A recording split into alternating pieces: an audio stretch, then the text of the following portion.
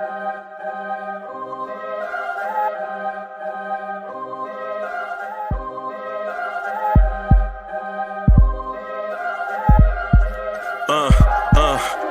rank where the view is nothing less than phenomenal. For how I express and project from my abdominal. The only view better, both my daddy and my mama know. No living parents, my sons give me balance. My wife is my serenity, this mic is my identity. The world is foul enough, that's why I write without obscenities. Provoking danger with broken languages, spoken anguish. Begging to get hurt, why would you ask to go through changes? Yes, Lord, life's a chessboard, master the angles. Control the tempo, be the one who holds the info. Acknowledge is just as deadly as machete swings. When spoken, the truth is as potent as that Medellin. While others swear the style is free, I just let it ring. Our time is undervalued, soldiers make us better kings. My fans on my shoulder, reaching after better things. Today I take the shot, for them I'd rather set the screen. My mama told me follow my dreams. My daddy told me get it by any means. Stand tall, make him bow to a king. But I've evolved, you can see the resolve. Look in my eyes when you speaking to God. Life and for those who we caught up in using what I was taught with the muse. I guess they call it proving I'm more than an artist. Penciling out my darkest while stenciling out a harvest. And storing what gets me from A to B, just like garages. Instrumental with collages. Envision what I've been drawn. Broadway to give you rhythm like the great Lena Horne. So bent on, found comfort in the storm. Find peace and on when you see them others perform. Organized chaos, outcasted like hey ya. Yo, what's good, everybody? Welcome to the Knicks at Night podcast. I'm your man, Uncle Freezy. What's good? I'm joined by the host, one of the co-hosts of the Knicks at Night podcast, City for Real. What's good, City? What's good, my brother? What's good? What's good? Hey, man, I'm chilling out. It's a balmy night out here, man. Out here, at the workplace, trying to get it done. You know, hanging out. What's good, everybody? What's good with the chat? I see you dropped the link already. You must have something fire that you want to jump into already. No, not really, yo. But you know,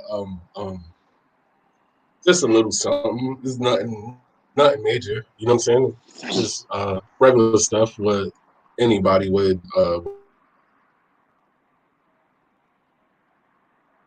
Yeah, man. So salute to. I see y'all in the chat. What's up, Rafael Diaz? What's good? What's good? 19 comment NYC 84. What's good? Salute. Oh, Anthony D, my brother. What's good? Old head. What's good? I see you. I wanted to talk with y'all about something. I think City froze. Right. Let me do a little admin work here. Hold on. Yeah, man. So I wanted to talk with y'all about something. I stated something early on the Knicks Morning Drive. I don't know if everybody got a chance to hear it. I want to get y'all opinions on it tonight. Basically for the second shift. So I think the thing that Tom Thibodeau is doing with the rookies is a plan. I think what has Hoodie Kev up in arms and mad emotional about him and State of the New York Knicks podcast also is that the rookies are not getting as much playing time as they figured the rookies necessarily need. Right? I'm here to tell you, I think it's a plan.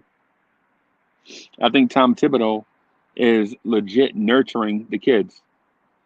Instead of throwing them to the wolves. Can y'all hear me pretty good? Can y'all hear me? Somebody throw a thumbs up in the chat if y'all can hear me. Or can't hear me, I guess, would be the better way to put it. Somebody throw a thumbs up in the chat. I think y'all can hear me pretty good.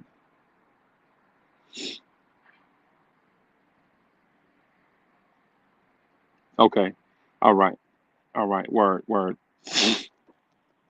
So I think what Tom Thibodeau is doing for the kids is a plan. The former coaches that we had, basically through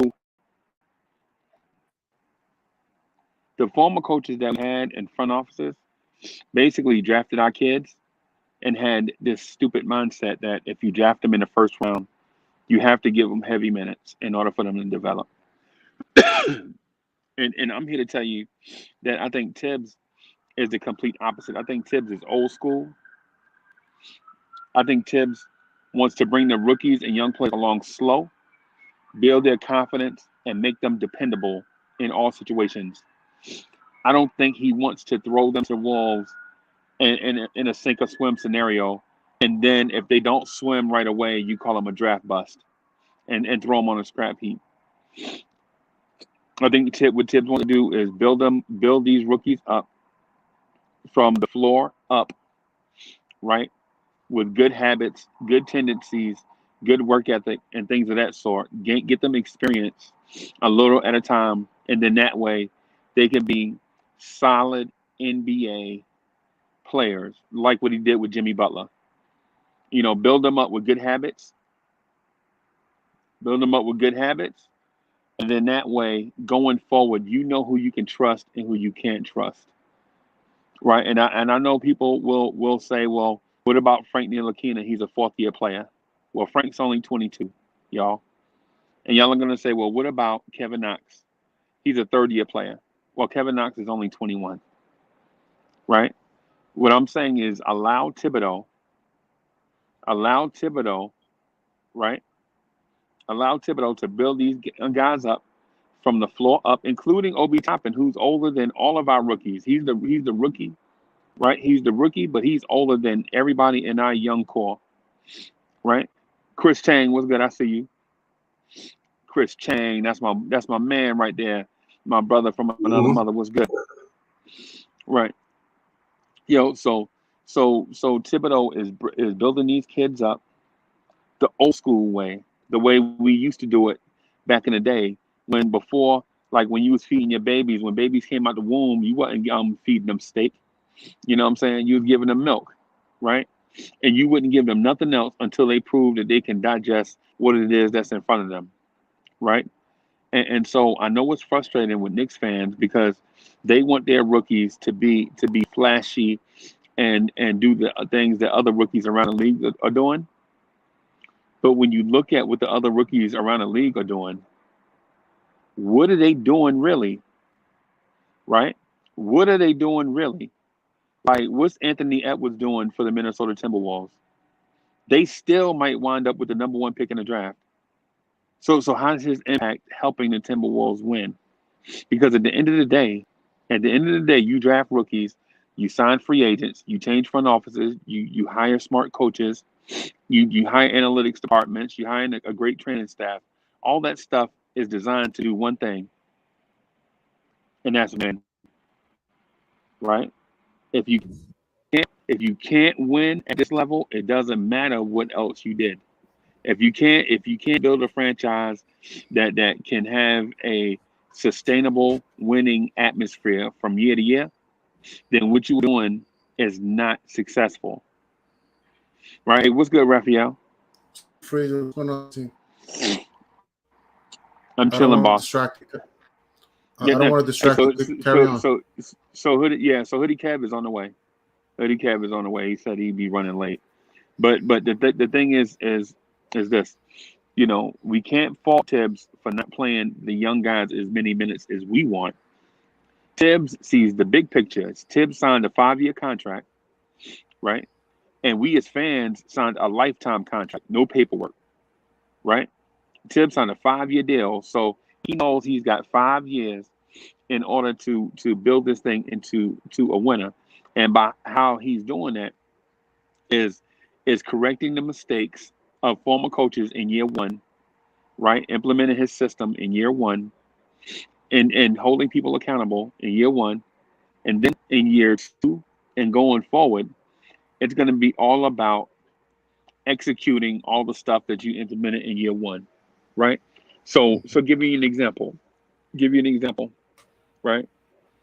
Tibbs always praises Frank Ntilikina, Kevin Knox, Obi Toppin, Emmanuel Quickly, and all the young players in interviews publicly, right?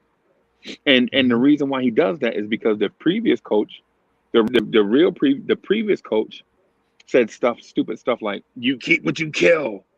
They didn't kill anything, so they don't get to keep it." You know what I'm saying? The previous coach cussed out Kevin Knox on a nationally televised game so much that Kevin Knox looked like he wanted to cry. And then that same previous coach looked at veterans and was like, "Did you see what I did there? You see how I flexed my muscle at the rookie?" You know what I'm saying? And he wound up ruining a rookie, right? But Thibodeau is like, yo, what I'm gonna do is bring you along slow, right? And you're gonna be frustrated with me, but I promise you, I'm protecting you. I promise you that. If you just pay attention to what I'm doing, just trust in the system, I promise you that this thing that we're doing is gonna make you a better player overall. Now, NBA players want to play, right? They want to play, but what they don't realize is, I'll give you an example. Kevin Knox, right? The last time Kevin Knox played, it was in a blowout situation where all the vibes was good, right? And then they got him. They figure out a way for him to execute in the thing that he does best, knock down the corner three, right? They kicked it out to him for 1-3. He hit the first one, right? So he was in his bag. The second three, he took it off 1 foot because he couldn't wait. He couldn't wait. He couldn't wait to get that three off, right? He took it off 1 foot and it was splash, right? And then the team was like, oh no, don't let him shoot it. Don't let him shoot it. And when he caught it, he shot that thing and was shooting back down court. You know why? Because his confidence was up. You know what I'm saying? His confidence was up. The team executed and had him do something that was in his bag. He shot that thing and left that hand up, and everybody knew it was going in, and it splashed down, right? And you know what Tibbs did? And from then on, he didn't play no more after that. But you know what? He praised the kid for doing his thing. Now his confidence is up. You know what I'm saying? And the same thing with Obi. When Obi looked terrible and lost, right, early in the season, we was like, man, I don't know if Obi was the pick. But Tibbs played him consistent minutes. Like, he was like, yo, no, you're not playing 20 minutes. You're going to play 10 minutes. And whatever we get out of you in them 10 minutes, man, we're going to ride with it. We're going to play 10 minutes, regardless with the game, score, situation, opponent, hot, cold, whatever, struggling, not, whatever. You're going to play 10 minutes, and I'm going to pull you out of here, right? That way, because the only thing worse than being lost in 10 minutes of game action is being lost in 30 minutes of game action. You know what I'm saying? To destroy his confidence, right? And you see Obi coming along, right? Like the other night, he had a putback jam on somebody. You know what I'm saying? So, and it's the same thing with Frank. These cats are so confident right now that they come this time next year, they're gonna be our young vets. These cats, Kevin Knox will be a 4th-year player. Frank will be a 5th-year player. Obi will be a 2nd-year player. Quickly will be a 2nd-year player. You know what I'm saying? So for those that are bashing Thibodeau about giving the young guys minutes, man, slow your roll, man. Remember what rookies used to look like when they came here. They used to get bashed all the time, all the time, right? By the media, by coaches, by everybody. And Tibbs is like, nah, I'm taking these arrows for these young kids, man. Y'all trying to shoot arrows at these young kids. I'm gonna put them out there slowly, and I'm gonna rebuild their confidence, right? Rebuild their confidence, and then we gonna rock from there. Right. I agree with I agree with what you said and stuff like that. Like, I mean, listen, we all know, and no, I'm not even gonna say what I was just getting ready to say because that's gonna go somewhere else. So I'm not gonna do it because, yeah, you already know I was getting ready to say something that would interject somebody, and I ain't gonna do that tonight. But I do want to say this, though. Our next 4 games, to just like move ahead, right? Our next 4 games are winnable games. I think I need to see that 3-game to 4, although we never got over that 3-game hump, but I feel like we need to hit that 4-game win streak. So at some point in time tonight, I'm gonna break up the light up joint, because anytime I break it out, we go on 3-game win streak. So at some point in time tonight, I'm probably gonna break it out to get that energy up so we could go on that win streak. We need it. Word, that's dope. That's dope. And you know what? You know what the crucial thing is I see people in chat saying the next game is a must win. Man, we've been saying that all year. Every game is a Mm-hmm. must win. Every game is a must win. Right? Nah, Hmm. man. What we need to do is just focus on playing 48 minutes in whatever game that we play. Because every game played this year, we'll play like a solid 8 minutes, then take like 10 minutes off, and then a team will get back in the game, and we may wind up losing. Right. And most of that's in the third quarter, like we was talking about the other night. It's gonna be like that all season, man. Every game matters, man. Like this is the first season in a long time where every game matters. Minutes matter, quarters matter, and I mean it's better than hearing the tanking. So I'm glad that a lot of people care about the game. A lot of people care about the quarters, and we got to continue to rebound better and defend better and execute. So those stuff matters. But great points today. A lot of guys make great points today, man. This is a foundation. Tibbs is a great defensive coach, and he's laying down a good foundation. And we're looking to play more than 72 games this season. The regular season is 72 games, and Tibbs is not just winning, but he's also teaching and building a culture that if you defend, rebound, and do what you're supposed to do, you give the team a 50-50 chance of winning the game. And at first, it must have been real difficult for the team to buy in, but I'm sure by now everything that Tibbs says, everybody's just like, oh yeah, I get what you're saying. So much quicker, so much faster, and it's unfortunate that yesterday's game that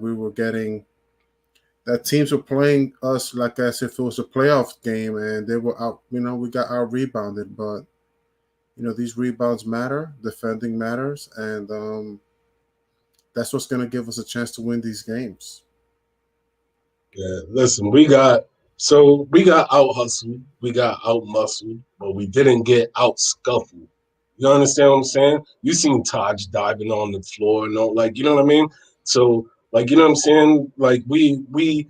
We played a good. We played all right. Look, we had the Mm-hmm. lead. We did one of the things sometimes that the Knicks do is give up the lead or whatever. That's Mm-hmm. we've seen that time and time again.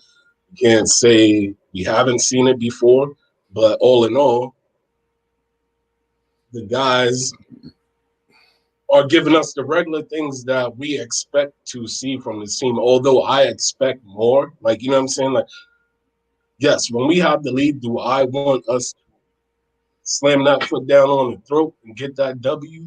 Yes, I Mm-hmm. expect it. Like, you know what I'm saying? But realistically, with this team, we already know at some point in time, unless we just on a straight up blowout, at some point in time, we're going to give up the lead. Like, you know what I'm saying? It's Mm-hmm. just a matter of, are we going to get it back and continue playing the way that we know how to play. But all in all, too, guys, man, I can't even say like this team, man, is like hit or miss. Like, you know what I'm saying? Like, you got Right. certain guys, sometimes they make timely shots, and then other times, like, you know what I'm saying? Like, other times they don't. Like, so it's I don't know. It's hard to call, man.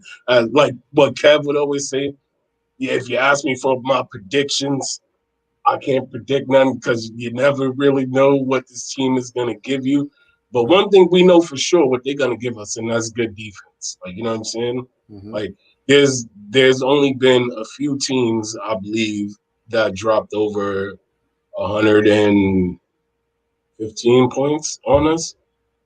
Like, you know what I'm saying? 120 or Mm-hmm. whatever. I mean, we had a couple of lapses where, yeah, they eclipsed that, but there's been few teams that's done that. Like, you know what I mean? And this is a scorer's league, I thought, in the NBA these days, Good point. right? Yeah. So, I mean, that's got to amount to something. My thing is like I'm so like right now, right? Like I'm looking at this team, I'm like, man, this team is kind of well battle tested. You know what I mean? Like the way I'm seeing this team it looks like a team that's poised to, like, it's preparing itself. With the wins and with the losses, like it looks like a team positioning itself. Like, look, that you could tell and you can see that this team um, looks at Mm-hmm. itself as a playoff team, and like they all look at themselves in front of the mirror, and you know they're constantly building themselves up, and they also look at the mirror like they can't. There's a like a I don't know what's the word I'm looking for, but it's like a team that's like very prepared. Like, they're gaining respect, and now they're like pushing themselves to a level like we know who we are, and that's a level of confidence that matters to me. Like when you know who you are in this in the league, especially in the East. Like when Mm-hmm. I did hear that people made good points that the Knicks struggle. Salute Sprewell. That the Knicks struggle down the line when it comes down to the fourth quarter. That the Knicks get nervous. They don't knock down shots. And they make good points. There are some shots that Julius Randle hasn't knocked down, but for the most part, like this team sort of knows who they are. They know that they can compete against anybody, and I'm kind of real proud of them in that way. Like this team, I don't get nervous of the Knicks being in the playoffs. Like before, maybe. Now I'm like, okay, yeah, they go to the playoffs. I know that I might have some thoughts, but I feel like the team will be more confident. Would have the confidence that I would want for that team. You know what I mean? Yeah. Yeah. What's up, Spree? Give us your take, bro. Since you just joining in, thanks for joining us, brother. What's up, man? How you got? Zach. How's everyone doing? Good, good, good. I was reflecting. Mm, What is the topic? Is it freelancing? Are we freelancing? Just giving freelancing. thoughts? Okay. Yeah, we're talking about the season so Okay. far. What about the Mm-hmm. team? Yeah, I was reflecting while I was at work today on where we are, because I was bored at work, and you know, this is where I'm at. This has been an enjoyable year. I know we get so caught up in each game and tough losses, and it's all part of the process and big picture. But overall, when I look at this thing, obviously we are all thrilled that this is right now looking like a playoff team. Obviously, there's still more work to do. Not a lot of people expected it. I won't say nobody expected it because some people made that prediction. Hoodie Kev says he made that prediction. He's got to show me the film, or we got to Mhm. look at that film. But I'll take him at his word. My whole thing is this: Julius Randle is playing like an all-star. I didn't expect that. He's playing terrific. We'll have to make a decision on him, but it's looking like he'll be back.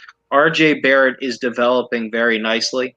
Early on, he struggled, but now we're starting to see the RJ Barrett that I wanted to personally see, and he's showing me that he can get a lot better and be a piece of a championship team. A piece. I didn't say he's the piece. He can be a piece. Mm-hmm. And I think Obi Toppin, uh, and I said this even when he was struggling, it's taken him a while, but you're starting to finally see lately, the past few weeks, he's starting to get more and more comfortable. We're starting to see more and more to the repertoire. He's starting to learn the NBA game, and it's starting to get a little bit exciting. I'm not saying he's all the way there, but this is why he has to play.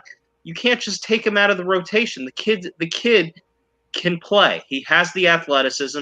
So is there more work to do? Yes. Do we still have to hit on draft picks down the line to make this team more complete? Yes. Are we far away? Yes. Do we need another superstar player to go with Randall? Yes. But I'm very encouraged with what we've had to work with this season and what we paid guys in the offseason. I am very, very happy with what we have seen so far. I'll say that. Mhm. I want to follow up, but I want to give everybody else a chance because you made some good points, and Yeah, yeah. I'm ready to start. But I don't know if Nick G has something to say, so I want to wait. You mentioned Hoodie Kev's prediction. Yeah, he predicted that we could be a playoff team at the beginning of the season. Okay. Well, Hoodie Kev, a blind squirrel finds a nut every once in a while, so I'll give Hoodie Kev that. To me, like, this was the perfect season for me so far. Because coming into the year, like I said, I think people misinterpreted some of the things I said at the beginning of the year. But I said, this is like, there's such talent in the draft. If we lost games, we're fine. If we won games, that means we're developing. Like, as a Knicks fan, that's the first time ever that we could say we've been in that position where either win or lose, we win, in a sense, and also still have 2 draft picks. Now, the 2 draft picks could be, like, back in the day, I used to sell shoes, and I got commission off of it, right? So we would say every extra shoe on top of the shoe that you sell was what we call gravy, basically. And that's just gravy. Like, we got 2 draft picks, either to trade to get someone, either to get someone like an all-star or former all-star. We have guys that could sell shoes. I mean, not sell shoes. I'm reading this thing, but we could have guys that could actually add to the team in the off season. The Otto Porters, all the stuff like that. Like, we got all kinds of stuff that we could do with, and we have flexibility. There's some people who were disappointed with the trade deadline, and I'm like, well, we didn't lose anything, even though we didn't gain anything. I mean, some people mention the kid Norman Powell. Technically, if you look at the stats, we have a Norman Powell in Alec Burke. He's cheaper. He's coming off the bench. He accepts his role. He trusts the staff because some of the guys that are on the staff drafted him and helped develop him. And then he's also, like, from a chemistry standpoint, these guys get together and they work together and they like each other. I'm going to take some Knicks fans back in time to Isaiah Thomas trade when we traded Keith Van Horn for Tim Thomas. I don't know if anyone remembers that trade. I remember it. But we got worse with Tim Thomas, and that team loved Keith Van Horn. They had statistically the same stats, and we got worse. Like, sometimes, like, the grass isn't always greener, and like, we just gotta calm down, do like Spree is saying, and just enjoy what we have, and then build as we go along. It's just simple. See, you know what the problem is? The problem is that we talking about the New York City fan base. Agreed. And we talking about New York City alone. Go, go, go, go, go.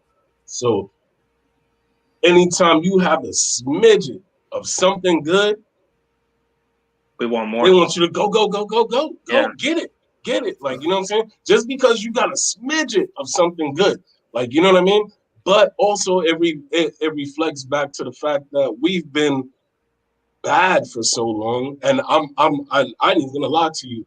I'm a player in it too. Like, you know what I'm saying? We've been bad for so long that now that I see we got a glimmer of hope, like, you know what I'm saying? It's hard. I'm hopping on board and I'm like, yo, let's get this thing, yo. Let's win, because, you know what I'm saying? You guys have proven that you can win in this league. You guys have proven. And now I don't care about who's out, who's this, who's that, whatever. These guys have proven that they can win. They have proven that they can stay in games. Like, you know what I'm saying? Yeah. And they have proven that they're just like any other NBA team. Can they give up leads? Can they lose games?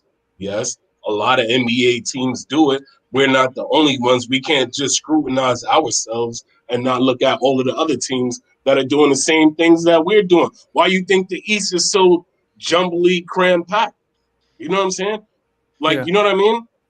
Except for, you, I mean, you know the major players in it, but at the end of the day, most of it is just so jumbled-packed, cram-packed, because everybody is doing the same thing. They win a couple of games, then they lose a couple. They win one, they lose. They win two, they lose. Like, you know what I'm saying? They give up this league.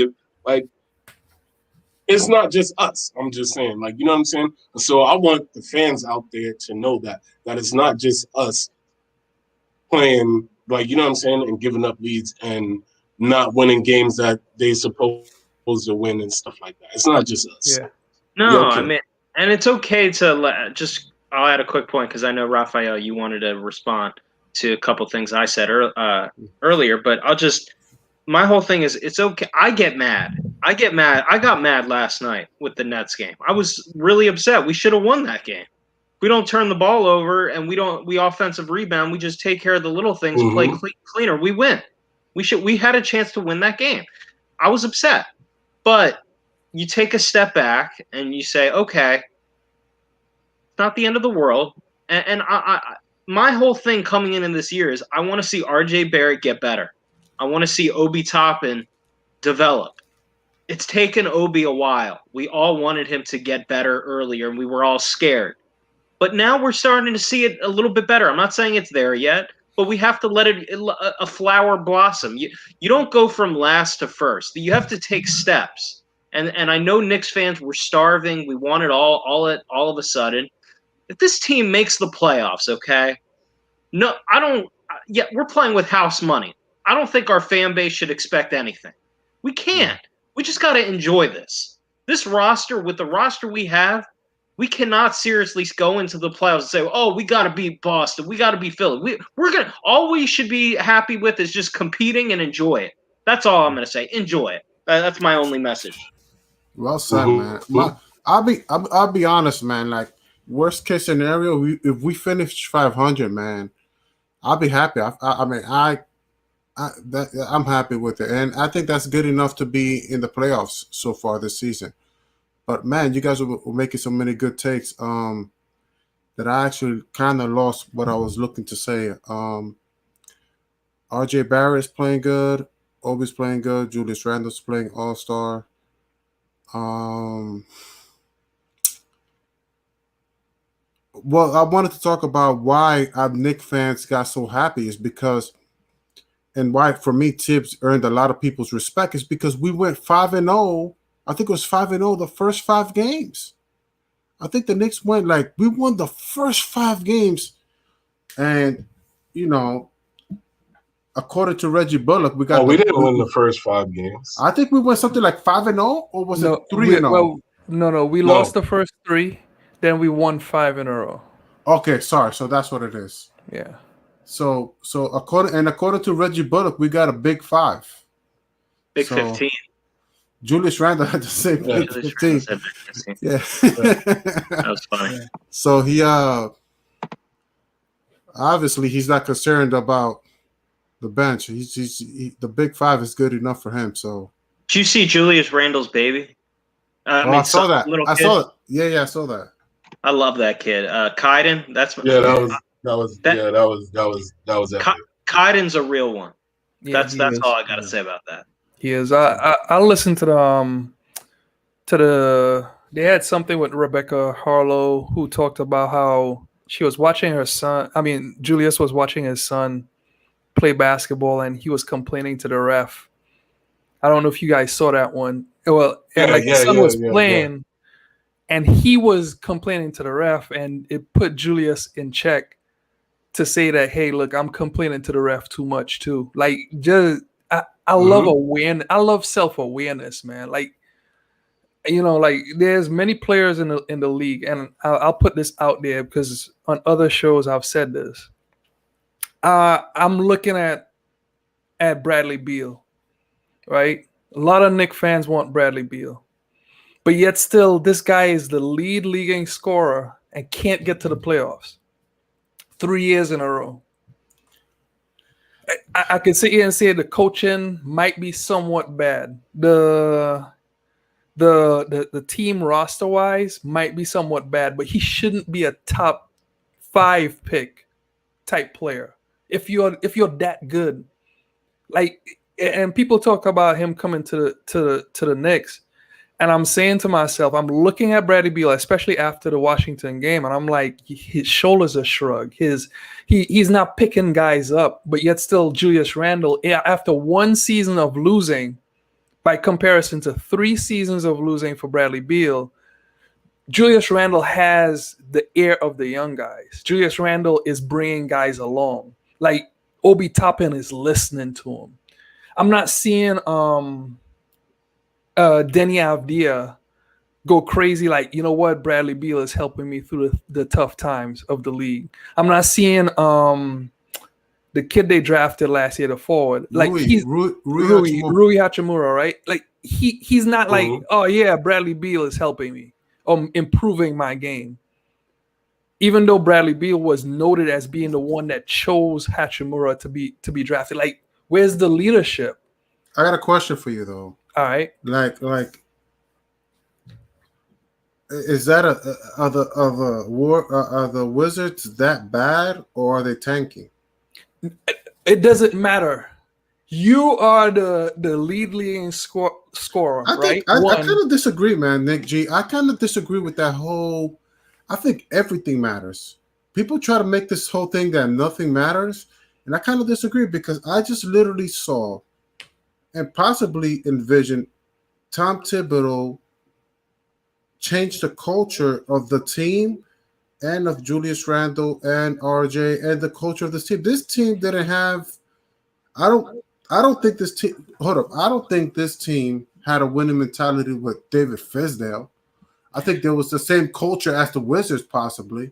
Okay, yeah, but that's got nothing to do with what he's talking about. Yeah, I'm saying like what I'm trying to say leadership, though. Like, okay, like me bringing up his son, right? Julius Randle looked at his son and say, you know what, I need to change myself. Like, where is Bradley Beal looking at in the mirror and saying, I need to change myself? But I think that goes if Bradley Beal is with Tom Thibodeau, I think Tom Thibodeau as a coach could lead him to do the right things. Because a player himself cannot do everything himself. You know, you need a good coach in this league. Like, you know, a good being a top talent in this league is not enough to win games. And he is top talent. So I can't. But in terms of he needs a good, like if you put him with a great coach, you know, then you have more wins in my eyes. I don't know. I because number one, going to Bradley Beal, like he wasn't the leader when John Wall was there. He was fighting to be the leader. They handed him the keys and they started to lose games. He's not a leader. I live in Baltimore, so I go to a lot of Wizards. I live in Virginia, so but I'm from Baltimore, and I go to a lot of Wizards Knicks games and other Wizards games when I have time. Before this COVID and during the John Wall era, I'll say this about Beal. I think you hit it on the head. He's not a leader type guy. He's not somebody that's going to galvanize the troops. He's a great scorer, very good player, but the Wizards should be better. And one of the things that, I mean, there was some bad luck with their season. They got half their team got COVID early on in the year. And so that got them messed up. Their beginning, they were like one of the worst teams in the league the first like month. And that got them completely out of shape. I think their schedule is actually pretty easy. I think the Wizards may actually do better late down the stretch and get some more wins. But to your point, would Bradley Beal help the Knicks? Yes, he would. But would Bradley Beal be the piece that's guaranteeing the Knicks winning a championship? I can't say that. I can't. As much as I would love to see Bradley Beal here, obviously it would cost too much anyway. But I will make one point about what Raphael said, which is a good one. He's only played for Scott Brooks, and I don't really think Scott Brooks is that good. I don't think I know Scott Brooks did some stuff with the Thunder, but those teams should have underachieved, in my opinion. I think I'd like to see Beal with a really good coach. That's a good point. Yeah, because if you look at it, most good players that went from good to great, I believe, had a great coach. At least for a season or two, had 2 or 3. I mean, had 1 or 2 or 3 years of a great coach. You know, even LeBron James. LeBron James was losing like 6 seasons. He was a great talent. He went to Miami. He went to Miami. I need to learn from Pat Riley and Eric Spoelstra. They won a championship and Dwayne Wade, and I need to call in and so forth and so forth. But you need a great coach too. I mean, the only Also, Beal's had injury problems too. Yeah. I'm not concerned about Beal's injuries. I'm concerned I think again, you need top talent players and you need top talent. Look, Kawhi Leonard, great player. He won a championship with Coach Pop. I trust you. Could trust that player. I could trust him. But you know, Jimmy Butler, he's a great talent. Why? Tom Thibodeau. It starts to you know they go from good to great, man. Coaching matters. Coaching matters. Coaching And they try to make it sound like, well, you're getting paid the $30 million. So he is doing his job, but I don't know why the Wizards didn't get a top level coach. Like, if you really want to win, don't you really want to have a top level coach? I agree. I'm just saying that, like, if we were to get Bradley Beal, just by looking at his body language, I would actually say that Julius Randle should still be the leader. That's where I'm coming from. That's a great point. Now you have a great point, because that's why Tom Thibodeau made a great point that R.J. Barrett, Julius Randle are the leaders of the team.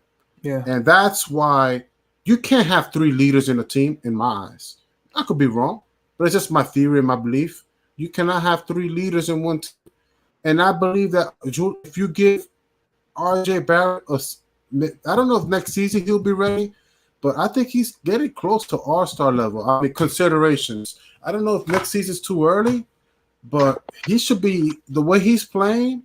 He's playing great. He's playing solid, man. He's playing. He's hitting shots, and I can't really complain with. I mean, the only things I just want to see RJ continue, and it'll come, is the turnovers.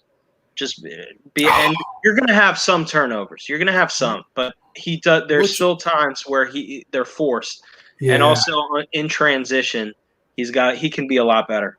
Other than that, I'd like to see him also work on his body in the off season, but he's coming. He's coming.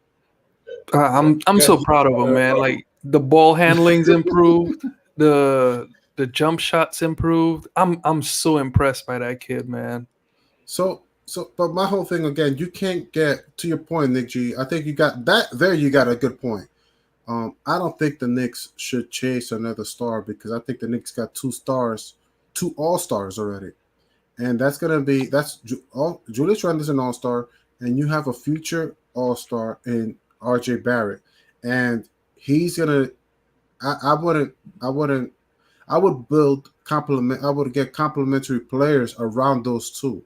Agreed. Which maybe now I'm not trying to push to Lonzo Ball, but you know, maybe Lonzo Ball is a good complementary piece. I don't know. I was thinking Gordon Hayward in the offseason. Maybe I could be wrong, and maybe we should look for cheaper options. You know, he's hurt again, right? Well, everybody gets hurt. Everybody. Kawhi Leonard gets hurt. They all get hurt I don't know, maybe he's gonna miss 10 games. But if you look at Basketball Reference, he normally misses 10 games a season, maybe 12. Yeah. And that for me is not a deal breaker. For others, it might be a deal breaker, but I would look to get. I mean, maybe Reggie Bullock, the way he's playing with his 20 points per game, maybe he should. Maybe we should have him next season and just get Alonzo Ball and just keep it. Hey man, we need to hit on the draft. How many draft picks do we have in the first? 2. You need a star. Okay, we got 2 all. I think we got 2 all-star city. I think. Listen. Well, the reason why I say that is because this team needs help, right? And also too, right? Also too, when you bring in a star player, like, you know what I'm saying, guys get to learn from that star player. Like, you know what I'm saying? Like, so, like, let's just say you brung a guy. Let's just say you brung a guy like Kawhi in, right? Now, our young core gets to learn from that guy. Like, you know what I'm saying? Like, Mm, you, I don't we, know. we cannot say that we don't need a star when a star is going to show these guys, you know what I'm saying? More of what it takes to be able to be a star. Yes. Are they up and coming? Are they rising? Mhm. Yes, they are. They up and coming and they're rising. But you need somebody else that's bigger, you know what I'm saying, to show them, listen, this is how we work. Like, you know what I'm saying? This is how we get after But it. Like, you know what I mean? but And okay, I understand what you're saying. City. I Yeah. want to like ask you this one question because to Hmm. me, like a star isn't. There are multiple ways to win a championship, multiple ways to build a team. Hmm. I don't believe like the let's use Toronto, and we could also use uh the Detroit Detroit. Pistons. I love using Detroit. Those weren't really built around stars. Like Kawhi technically became a star, but he really wasn't a star. He was just an efficient scorer, defensive player, two-way player. If we But if I'm we were talking to about the just learnage. but that team already had like to this Lowry. day, like when you listen to the reports, Lowry is more of the driving force on that team. Like the Lowry is the one that speaks. Even to this day, like look at the Clippers now. They're not really like they're in contention, but no one is saying they're gonna win the championship because of Kawhi. And They they were were trying desperate to to get trade for leadership with Rondo. trade for Lowry again. Like Yeah. All right. So sometimes let me phrase this better. okay. Let me phrase this better. So what I mean by that is most of the guys, right, that are stars today, a lot of them, right? Who do they get their tutelage from? Look at guys like Jason Tatum. Who did he work with? Why Kobe. does everybody work with Hakeem in the post? Like, you know what I'm saying? Like, this is what I mean. Like, you know what I'm saying? Like, the But young that's guys, not they work with the guys that were legends, that were stars. So what I'm but who saying did is LeBron sometimes work with we though? need that we need that type of person on our team to teach these guys. Like, you know what I'm saying? Because all I don't care. Most of these guys, yes, they do. They work with the legends. Like, you know what I'm But saying? okay, They work but with the LeBron legends never and they worked with learn any from them. legend, or Jordan never worked with a legend. But come on, we talking about Barkley never now. worked We with a talking about legend. generational. See, you talking about generational people. Like, you know what I'm saying? But who did Kobe study his game from? But he Jordan. didn't work with Jordan though. He studied Jordan. Yeah, but still, again. But that's the reason why you need somebody like that, because you need somebody to be on the floor to show guys how to pick, how to move, how to do this, how to do that, and you get that from legend people. That's what I'm saying. Like, we need somebody like that. Like, I you know mean, what I'm saying? I don't I'm clamoring for it. I don't We need dispute somebody like that. that we need another star type player here. I'm not going to dispute that. All I'm saying is I don't think if let's say we strike out, okay? Let's say we don't get that guy this offseason, which is possible. It's definitely possible. Um, we still have to hit and continue to build the core. We're not finished building our core where we could potentially trade for that guy or get that guy in free agency. That's why these 2 first-round picks, very important. Maybe we move up. Maybe we don't. I'm looking at some of these college kids, the guys on Baylor who I love. I don't think we're gonna get the pick to get them, but there's a lot of talent in this draft where if we add it to this current core, we will have enough valued pieces to try and go and get that guy potentially. Or maybe we don't want that guy. I do think we need that guy, City. To your point, I agree with you. We need another really star type player here to go along with the Julius and an RJ. I think that would help us. But I also don't want us to lose the big picture. We have to continue to hit on draft picks. Very, very important. That's all I gotta say. Great point, Okay. man. That's a great point, man. Because my whole thing is, I think I like the way, look at Boston, Jalen Brown and Jason Tatum I believe, are the leaders. 76ers, Joel Embiid and Ben Simmons.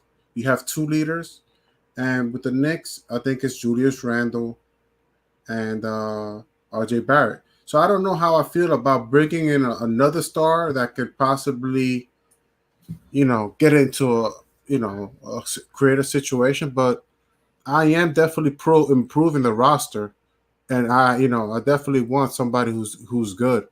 I don't know if Lonzo Ball is the guy. That's we could have a conversation. I don't know who's going to be in the conversation next season. But I look at this team with two stars already. The RJ NBA, Barrett. the NBA is about getting as much talent as you can on your For team. sure. That is what the NBA is about. What the Nets are doing, everybody's crying about, oh, how could you get – and Aldridge is a little up there in age, Blake's up. No, that's what today's NBA is. You get as much talent as you can on your team, and there's many different ways to do it. You can collude, do whatever you got to do. Pay guys under the table, hit on draft picks. You got to do whatever you got to do, and period. That's the NBA today. So whatever we have to do, Raphael, we have a good start. We finally are starting to get the pieces, but let's not kid ourselves here. There's still a lot more work to do with this roster before we can even pump our chests out and say the star is going to come here. It's a nice start. This is the step one, but we still have to hit on draft picks. I don't want to lose that because if we if we miss on draft picks this coming season, it's going to hurt us, and we're going to take a step back. So that's all I got. I just don't want to lose the big picture with the draft. I'm with you on that, and that's why I'm concerned about trading 3 first. Look, I respect Bradley Beal's talent. I don't have nothing bad to say about him. Zach LaVine, but those guys are expensive players. That they're worth.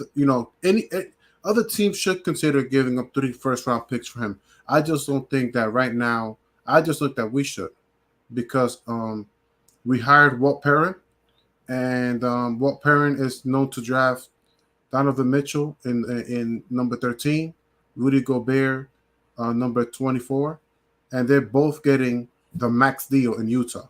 So knowing that, I would hold on to the draft picks, especially the second round draft pick from Detroit, which Tankathon has them listed at 32 or 33. So we have three good picks, and not to mention the Knicks got another pick this year from Philadelphia, so we have 4 picks. So the Knicks are interested in drafting this season. I don't know what's going on with that. So, and that's pretty cool. Maybe they want to move up and this, that, and third. I'm all for it. But I respect Beal's talent. I know if you put Beal with a good coach, I mean, granted, he is up there in age. He's 27. So I would have had a coach for him, when he was 23, 24.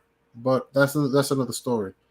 But I didn't think Randy Whitman. I think it was Randy Whitman was his coach before. He wasn't too bad. I mean, no, but Scott Brooks hadn't been his coach all his career. But again, it was Whitman. You're right.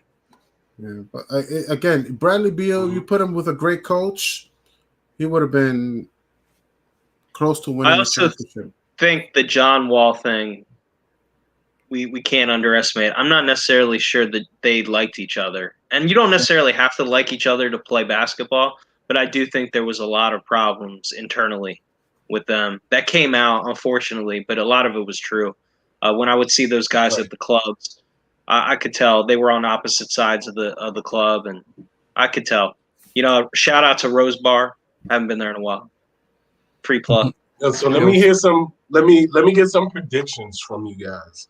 So I'll run this down for you guys real quick, and I want you guys to tell me, even the chat too, where do you see us after these next 6 games? So we got the Celtics, we got the Grizzlies, the Raptors, the Lakers, the Pelicans, and the Mavericks.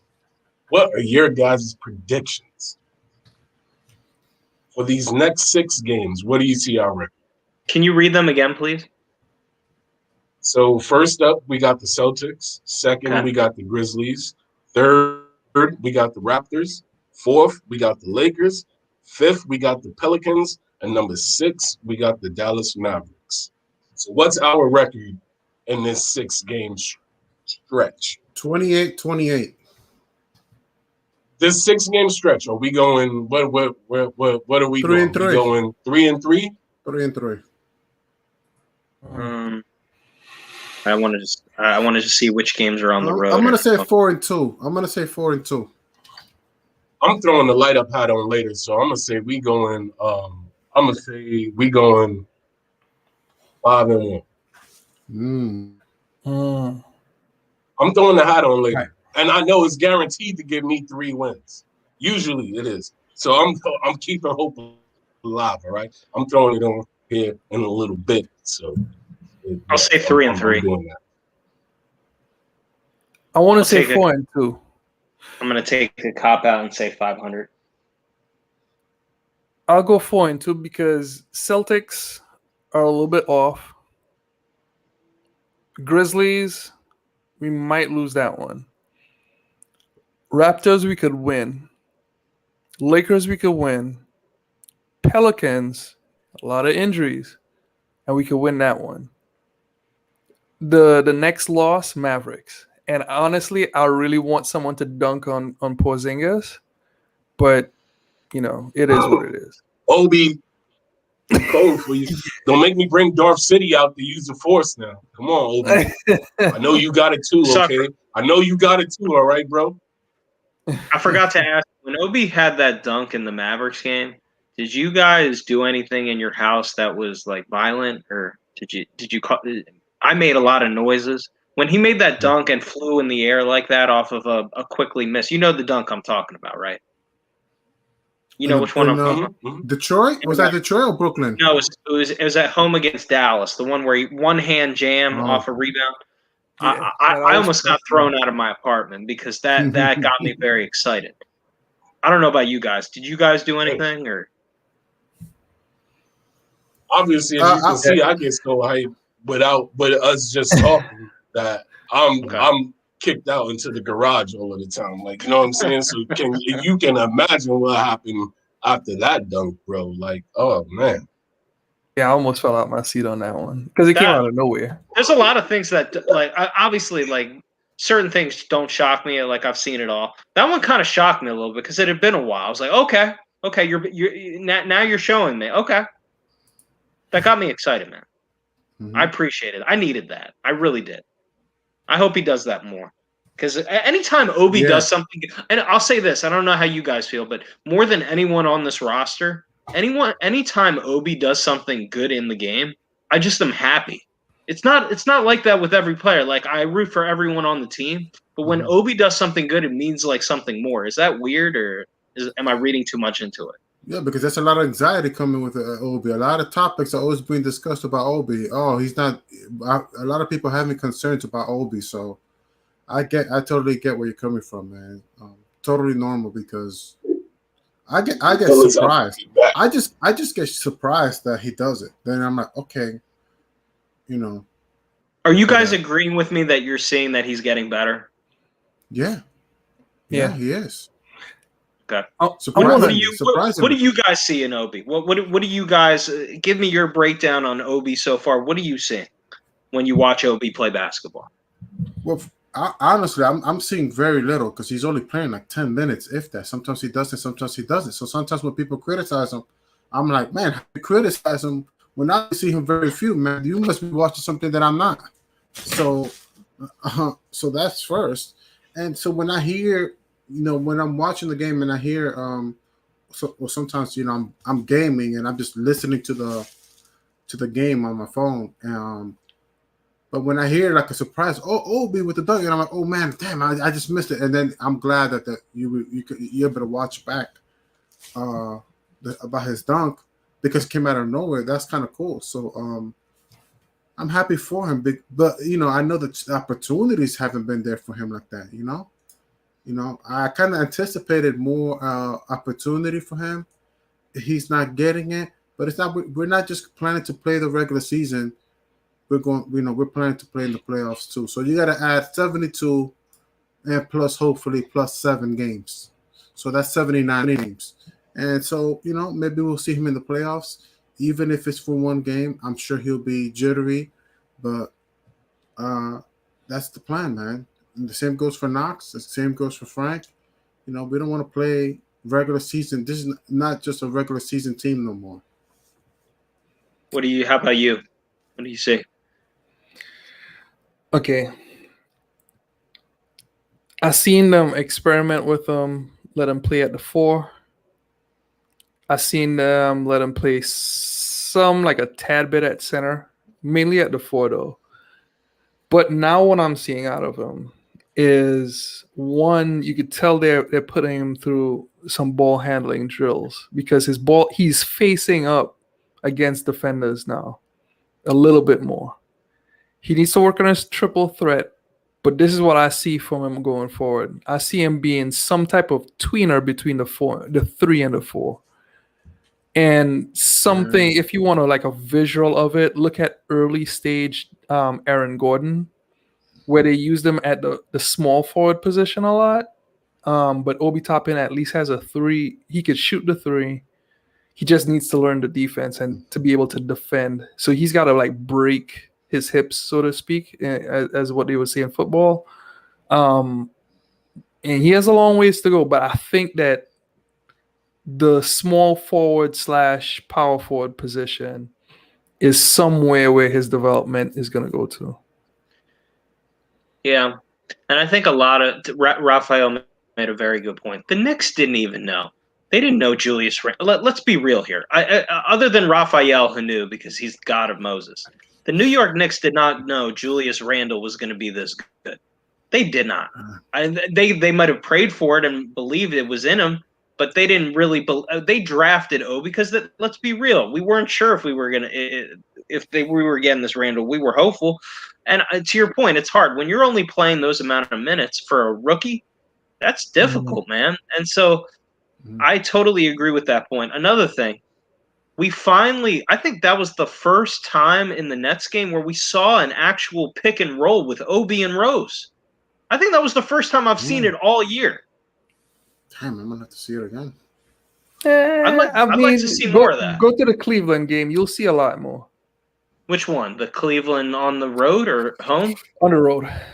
Okay, I got to go back. You'll also see Kevin Knox get yelled at many times in that game too. If you to my point, though, I feel the fact that I don't remember that is like I'd like to see more of that because he can play, and I think he scored off that pick and roll play if I remember correctly, or he got fouled. But I'm with you, man. Look, has he looked jittery at times? Yes. Has he looked like a rookie? Yes. But the last few games got me excited because, to your point, the pull-up jumper, the nice spin, using his athleticism to the cup. He has the physical traits. It's just mentally learning the NBA game. And I think he has it in him. And I think he has the right people in his ear. Will we see it fully this year? Probably not.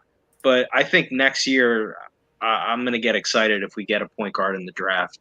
We'll see. Whatever you do, Nick G, don't answer the chat. I am answering them right now. I'm gonna be honest. Don't do it. I've always been skeptical about the Knicks drafting a point guard in the draft. I just don't see them doing it, man. I told that to Charles B. And shout out to Charles B. But I'm like, I just don't see them on a point guard, man. I see them going after a veteran point guard, and now that Lonzo's Ball name been thrown out there, I'm sure that they're going to be talking about. I would like Lonzo. I think he would be helpful. I don't know who. See, the problem is they're saying all these point guards, they're going to be lottery picks. None of our picks are lottery, right? They're not going to be lottery picks. No. So that's the problem. But players do drop, and you don't be surprised if a player drops and maybe we'll trade the 15th pick straight up for Lonzo Ball. I mean, that's a possibility. I'm not sure if that's what I want, but maybe that's what would take for the deal to get done. Like, they'll probably take the Dallas 15th pick, and they'll say, you know what, we'll give you the 15th pick straight up for Lonzo Ball. Maybe something like that happens. I'm making a prediction. I don't know what I'm talking about. Lonzo's having a nice year. I'll say that. He's playing better. I got to give him. He's having a very nice year. Yeah. Shout out to Lonzo Ball. Yeah. I just don't see that, I mean, they tried to draft a point guard. Phil Jackson did trade Tim Hardaway Jr. to draft Jerry and Grant in 2015. And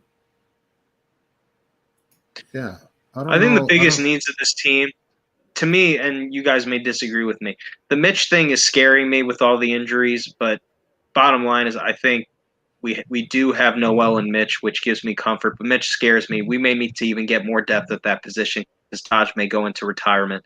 But I think the most immediate need is on the wing and also the point guard because I don't know how long Rose is going to be here. That's another thing. I think quickly has shown he's just a guard. He's not a real point guard, although I think he is getting better passing, a little bit better. I don't want the chat to get me wrong. I think a wing player and a point guard. What are your guys' thoughts on that? Well, according to Reggie Bullock, we got a big 5, so I don't think he needs an improvement in the wing. So, and honestly, Well, I think we can get that. If Reggie Bullock, Sorry. yeah, if Reggie Bullock keep giving me 20 points in the first half, bro, I might resign this guy, bro. I have to keep. I'm watching him. I'm revisiting the idea of resigning Reggie Bullock, and let's see how that goes. Reggie Bullock, I'm with you. Like I'm open to possibly, depending on what he's demanding, I'd consider it. But I just because we have Reggie Bullock giving us some nice games and he is being good on defense for the most part this year, and Burks, I definitely want to resign. We can upgrade that position, and I think we have to.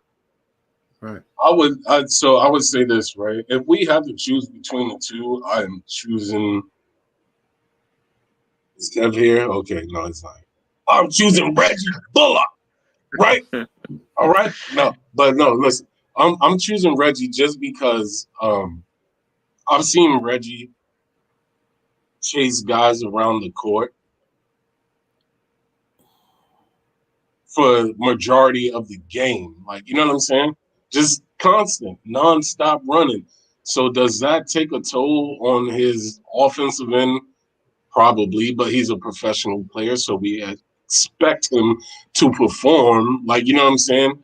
Regardless, but that I've seen that guy like chase guys around, screen after screen after screen after screen after screen, and just still be right there in the guy's face. I've seen Burks go on mental lapses on defense, like, you know what I'm saying? Where instead of going under the screen, like he's trying to go over, and then like it just gets all mucked up, and like, you know what I'm saying? And he's just not even in the play, like, you know what I mean? Or he doesn't get back to the plate, and you see him. My bad. Like, you know what I'm saying? My bad. Like, no, like if I had to choose between the two, that would be my choice. I think on most teams, Bullock would be a good bench player. I'm not trying to discredit him because I think he has done a nice job, especially in the second half of the year. But I think on most teams, he would not be starting. That's just my opinion. And I'm not and I defend Reggie Bullock. You've seen me defend him last night with Hoodie Kev, who was absolutely delusional. But I do agree with him. I think we can do better there. That's all I'll say. My whole thing is Lonzo's Ball contract is going to be like 20 mil. Oh, we'll have some cash. I mean, Lonzo Ball is going to be like 20 mil, so that's going to leave us like $10 million left after that, maybe. Okay, I want to ask you all this question because the Lonzo Ball thing kind of bothers me. I don't disagree. Talk to me. Go ahead, man. Go ahead. We passed on drafting Halliburton, right? That's Freezy. That's Freezy's worst nightmare in this draft. Freezy wanted Halliburton. The reason we didn't get Tyrese Halliburton is because Freezy has something to do with it. Really? You don't know? What did he do? That's Freezy. He'll tell you. He said he'll jump out the window head first if we drafted Tyrese Halliburton. You will not disparage my brother from another mother, man. So Leon Rose caught wind of it, and he's like, you know what? He is a loyal Knicks fan. Let's go with Obi Toppin. So it's Freezy's fault. Yes, Freezy. Freezy will tell you.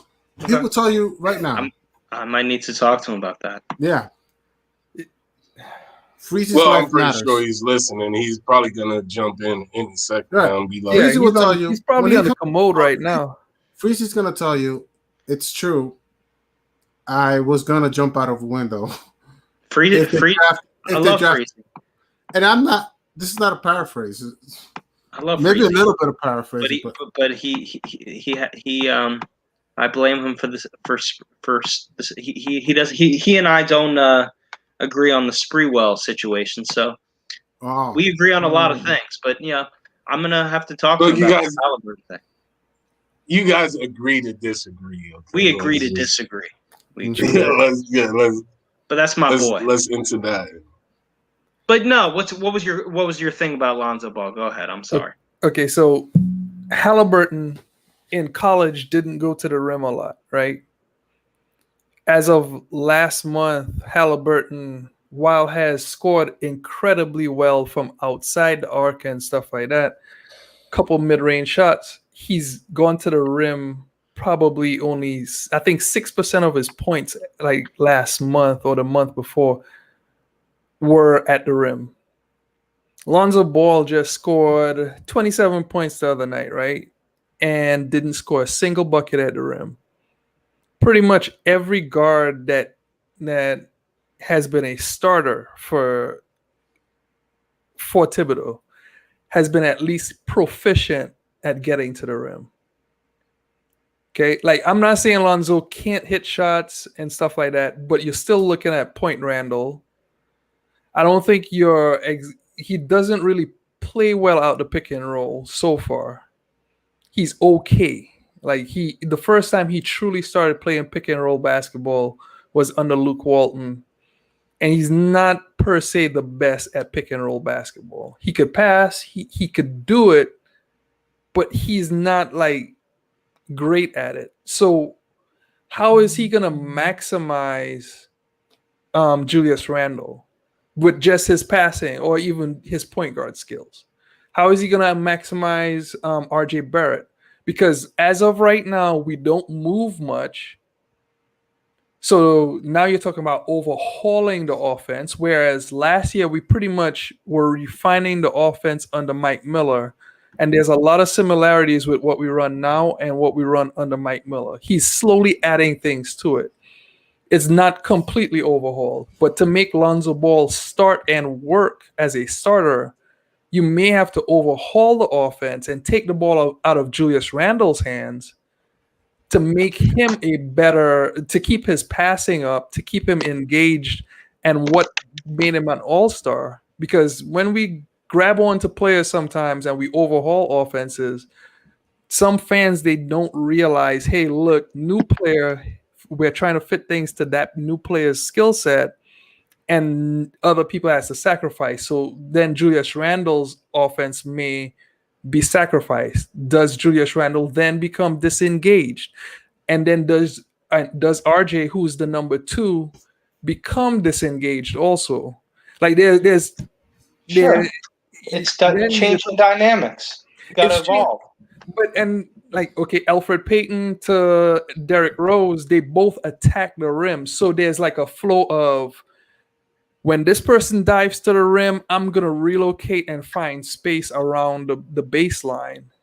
And that's offense. That's the offense that we have.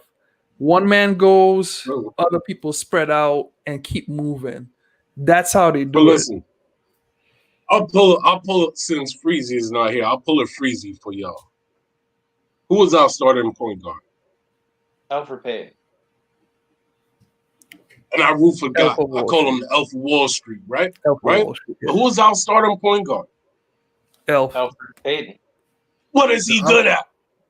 Nothing. Would y'all rather have defense. Lonzo Ball? Would y'all rather have Lonzo Ball starting, or would y'all rather have Alfred Payton starting? I would rather have Lonzo Ball starting. I'm just proposing a question. I'm just saying, like, you know what I mean? I gotta look into how many games he's played, because I do sometimes get a little concerned with his injuries. Let me check how many games he's played, because sometimes those ankle injuries, man.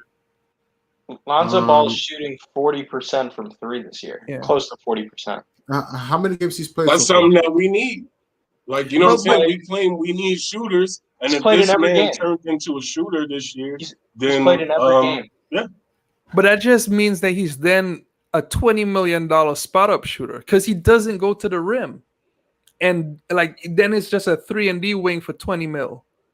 At I least think Van that's something Fleet that's Van Fleet could get to the rim. He doesn't do it much, but Van Fleet was 20 mil, and Knicks fans was adamant not to get Van Fleet. Great point. Great point. Sorry, And sorry, but what Rob. system? He What played 39 games. 39 games. I'm sorry. what system can we chalk that up to? Is Lonzo not getting to the rim because of the system he's playing in and the people that he has around him, or No, is it that's been like, his. you know That's what I'm been saying? him since high Just school. him. That's been him since high school. So it I don't sounds know. like I've seen him it take it sounds to the like rack when he was on the Lakers a few times. Yeah, it a few sounds times. like you That's don't it. want Lonzo. Is that what I'm hearing? I'm not saying I don't want him. I'm just saying 20 mil for a spot up shooter. Like, is that what you're? he's a wanting? rebounder too. Hold on, but he's a rebounding defender too. I agree. He's a better version of Frank. Then is that 20 mil? Okay, so then where would you who you spending $20 million on?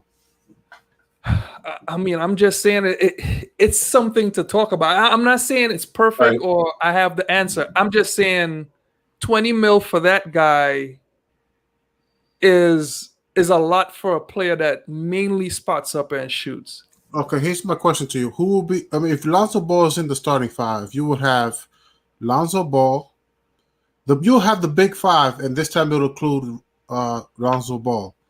All right. Lonzo Ball, Reggie Bullock, R.J. Barrett, Julius Randle, and Mitchell Robinson, right? I mean, we're better, but I don't know how much better. We're better. It's better, yeah. I mean, he's a better defensive player. He's just as good as Peyton on defense. I think he could track the ball well. Very good lateral movement. Defense won't drop, right? But at the same time, and then his shooting, you're still talking about Point Randall, so we're not taking the ball out of Randall's hands anymore. And then on top of that, And if you do, you will be fine because he knows how to pass the ball. but just passing the ball when we don't move, like he needs movement to pass you the ball. Like we don't move. So the offense then does like that we run right now doesn't fit him. So then you got to The overhaul only it. thing, Is it possible that the offense we run because of the personnel we have right now? What about Touche. putting Lonzo Ball? So what about putting Lonzo Ball at the 2 and Alfred Payton at the 1? I'm not opposed to any of it. I wouldn't don't do think that. it's bad. I get your point. We don't move enough on offense. That's a fair point. I'd like to see that. See more of that. But getting Lonzo Ball creates opportunities to get other players that could possibly move. Is that possible? Agreed. It gives us a chance to play a different type offense. Yeah, and a lot of people But want listen. more movement, right? So it's fair. I'm just saying, like, there's everyone likes to bring up, oh, get this guy, and they only list the positives, but they never bring up like the clashes with the things that are going on right now and the things that can't work. And then when we get the person, they don't see that, oh, Melo holds the ball a lot, or Amari was injured a lot, like or even what's his name, Jeremy Lin can't go left, or whatever it was. Like no one wants to bring up the negatives at all, or Kevin Knox needs to develop a rebound game, you can't just list we can positive. bring in all of those negatives. Keep the needle moving real quick for Robert Parr because this has been up there for a minute. I've been looking at it. I'm sorry it took me so long to address it. But he said the crazy thing is the teams that lose the play-in will go into the lottery. Hopefully, we not in that. I don't want to see us in that. I want to see us, contending for a legit spot, solidifying our own spot, and not being in the play-in. I'm hoping we don't be in the play-in because I don't want that for this team. Although it's a step up, even if we end up play-in, it's a step up than what we had last year. You know what I'm saying? And the year before that, and the year before that, and the year before that, and the year before that, and the year before that. Like, you know what I'm saying? We like, you know what I mean? But yeah, I want us to legit solidify a spot, whether it's the 5th, 6th. Like I want us. That's what I want us to be. I don't want to be in that play in joint. Like, you know what I'm saying? Because I feel like these guys play harder. They played a whole lot much more harder to be talking about being a play-in team. Like, you know what I'm saying? That's the way I feel. I could be wrong. I agree. But I just want to go back to one thing that was said to defend the Knicks a little bit. And this is just my view as insight if I was a player on this team. I really wouldn't want to move, and I would not be as engaged if Elfrid Payton was my point guard because I would feel like I'm not really getting the ball. Like the ball finds energy, and my counter to that argument, to defend why I think Lonzo could work. And yes, I think there needs to be more off-ball movement. I'm not making excuses for the team, but I will say this: I think Lonzo's game will energize other players to move more. And I just think certain guys that you play with on the court, and yes, we'll get more up and down in transition, but certain guys, you're going to get the ball from him. So you're going to do the little things that we need to do to move more on offense. Now, I think Tibbs needs to have more off the ball movement. That's an issue with the offense in general, to your point.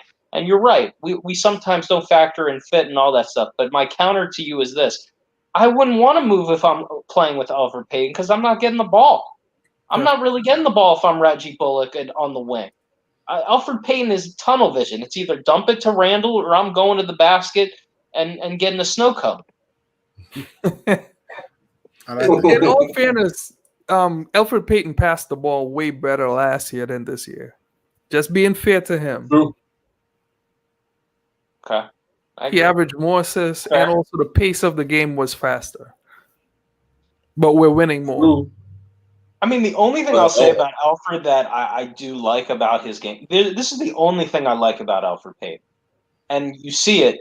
Sometimes we start games where Elfrid will be aggressive and not let – Randall doesn't come out aggressive, where Elfrid's finding his little buckets in the paint, which we need because we don't get enough easy baskets. The one thing that Elfrid can do, he doesn't always finish, can attack the basket. That's the only thing I like about his game. Everything else I really don't enjoy watching. But that's he's a good rebounder too. All right, he's a good rebounder. All right. So this is what I want to say too. With that being said, right? We talk about guys doing 50, 40, 90, right? But in order to do 50, you gotta hit half of your shots. Last time I heard, the man was like 48% from the field. And that's what is, that's just pretty much taking it to the rack. Like, you know what I'm saying? Outside shooting, we know it's atrocious, but that's pretty much just from taking it to the rack. Like, you know what I'm saying? So the guy is actually almost 50% from the field from taking it to the rack. There's not too many people, you know what I'm saying, that do over that. If you want to just look at just the 50, 40, 90, like, you know what I'm saying? There's not too many people. And obviously, of course, he's not in the 40 category. He's not in the 90 category. But I'm just saying, when you talk about those numbers, you know what I mean? Like, 40% from the field is not bad. It's not bad. Like, you know what I'm saying? But I get it. Everybody needs a scapegoat. Everybody needs something to sweep under the rug and harp on and just say, oh, yeah, no, it's this guy's fault because he only passes it to Julius Randle. Well, if we play our offense through Julius Randle, who am I supposed to pass the ball to? No, I agree. I'll just say this. The one thing that I don't think that the one thing where I think Elfrid hurts us the most, yes, the shooting, but I don't like him closing games because he's not a real threat to – because most of the times the ball's going to Randle or it's going to RJ, and Elfrid, the defense is going to collapse, and we got to find the others. and the others, it usually lands in Alfred's hands. And then I'm watching the TV going, no, don't shoot it. Because it's not going in. Right. That's the problem. So closing games, to me, is the biggest issue that I see with Alfred Payton. Starting is not really my issue with Alfred. It's closing. That's a good point. Now that you say that, man, you make a great point, Spree. I tried, man. And look, this is no knock. Alfred. He's trying hard.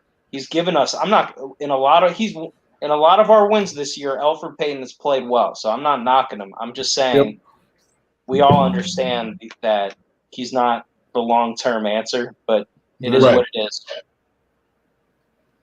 Mm-hmm. It's so unfair to Alfred, and I'm not knocking him. I'm just saying there was one game that I really got disgusted with the fan base because Frank Ntilikina hit like 3 threes, and then people blamed Alfred and praised Frank that game, and I'm like, Frank doesn't show up at all, and this one game he shows up, and everyone is bashing Alfred Payton. Like it can be unfair, and even being a Knicks player to me in all can be unfair. Period. Just like Melo said one time, was sometimes I just want to say F this. I understand it. It's tough being a New York Knick, man. Like we gotta understand. Like Kevin Knox cried one after a good game one time because people just bashed him that much. That's why we have to cherish guys like RJ who could handle and doesn't complain. They don't go on social media and post stuff. The Mitchell Robinsons who takes things to heart and like all that stuff. Did you see RJ's reaction to the Anthony Edwards thing? To your point, did you see what RJ said about that? No, I didn't see that. What did he say? Most young players would have probably talked trash back or said, I'm going to the whole thing where Anthony Edwards said we wanted RJ to take that last shot. RJ was smiling and said, okay, I don't fear. That's fine. That's fine. I'm going to take him again. That to me is, to your point, he's built for this. Even when he makes mistakes, that's when you got something in a kid. He's going to keep coming. He's going to keep taking those shots. We have something in RJ. It's all up here, man. Like I'm all about psyche. Like the great ones have the psyche to forget and bounce back. Like correct. And we have to appreciate that kind of stuff. He comes across like he has a lot of experience, RJ, in my eyes. Like and other players just don't.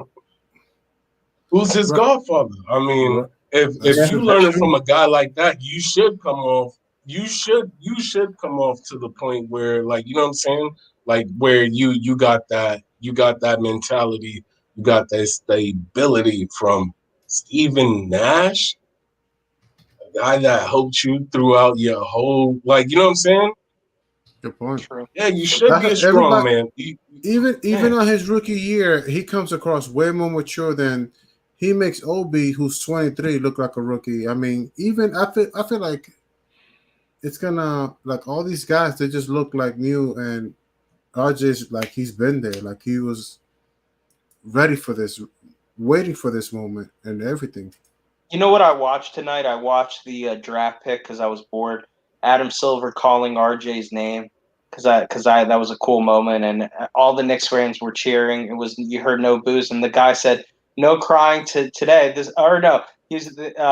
Reese Davis said, this is who they wanted. No kid. And then Chauncey Billups is like, no crying today. This wasn't the Porzingis pick or something. I don't know. And you could just see it in RJ's eyes that like he wanted this. And in the interview with I think his father when the interview, and that was a cool moment where they were getting emotional. But his father was speaking about it. You're getting a kid who is going to put in the work, and it's not going to come. He even said this. It's not going to come right away. You just have to be patient. But he has the work ethic, and he's built for New York. The mentality, right? The mentality. He didn't lie to me when his father said that. He did not lie to me. I took him at his word that day, and he has not lied to me. He's kept his word to me. So thank you very much, Mr. Bear. You raised a good one. Yes, So, yeah, this I Mr. do want to say Roland. this though. Had y'all ever watched the highlights of RJ's father? nah. Yeah. Was he Dude good? was nasty, man. Like Really? he Yeah, he was yeah. he was better than RJ. At least his game was smoother. Like I think RJ has the mentality, but his game was smoother than RJ, Did which he is play rare. in the NBA? No, he never played in the NBA. Okay. All Europe. He played he played what overseas or whatever. Yeah, Okay. his game was smooth, man. He's got good blood in him. Like It's true. seriously, good blood. And he was a Knicks fan. He was wearing a Knicks hat when he was younger. Yeah. So And And plus Obi's a Knicks fan. RJ even said, hey, I can't believe I'm a Knick. Like, you know what yeah. I'm saying? Listen, Mhm. I'm all about players that want to be here. Like, you know what I'm saying? Like, we can talk about all of these players, do this, do that, get this guy, get that guy, but oh, how come we didn't pick up this guy? How come we didn't sign this guy? Did they want to be here though? Have we ever heard those guys say, listen, I guess obviously they can't say it because of certain contract stuff or whatever. But like, you know what I mean? At the end of the day, you can pick up the vibes from when a certain person is talking. Just like, remember when they interviewed Zion and they said something about the Knicks or whatever? He gave it away right there. He said, well, that's RJ's team. Like, you know what I'm saying? Because he knew RJ was a Knicks fan. Like, you know what I'm saying? He knew RJ wanted to play for the Knicks. Like, you know what I mean? That's an RJ question. Like, you know, like, come on. Yeah. Gotta look into some of that stuff. Yeah. But I'm gonna say something like that's why when I think about RJ and Julius Randle, I'm not afraid if we fail in free agency. Like some free agencies, there are some big ones. Oh man, we missed out on these guys. But the way they're developing, like I'm not like it's not do or die. Like I want players, complimentary players, yes. But like if Kawhi doesn't come here, like my feelings are not gonna get hurt. You know what I mean? Like Right. I will say I wish you well wherever you're going. And I keep it pushing because I know I got two draft picks, two first round picks in the draft, and two in the second round, and then I got Julius Randle and I got RJ, and then Well, the one thing is that we can't. I don't think we are gonna survive with that kind of team, like that many young players. We're gonna have to condense and trade some of them. mm-hmm.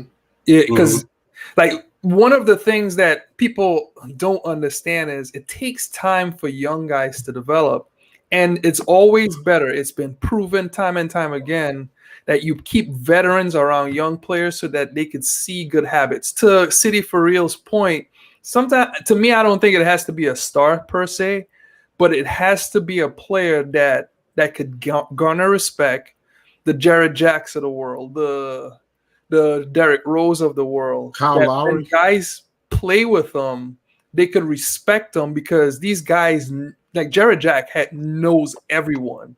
If you listen to the stories about Jared Jack, and Jared Jack garners respect. That's why he's on the G League select team because he could teach guys and guys listen.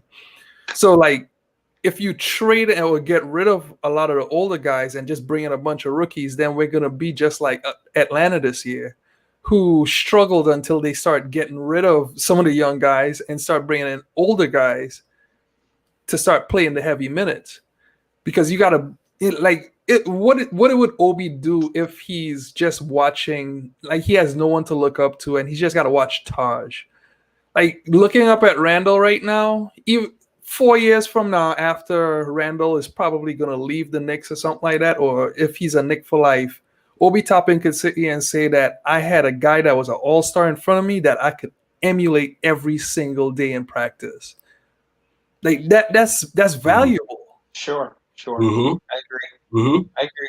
But again, see, this is what I mean by when I say if you got one of the best in the league on the team, like you know what I'm saying, like you know what I mean. That's what I'm talking about. You want to implement your game out, okay? Yes, I get it. Like Julius is perfect. He's a good guy.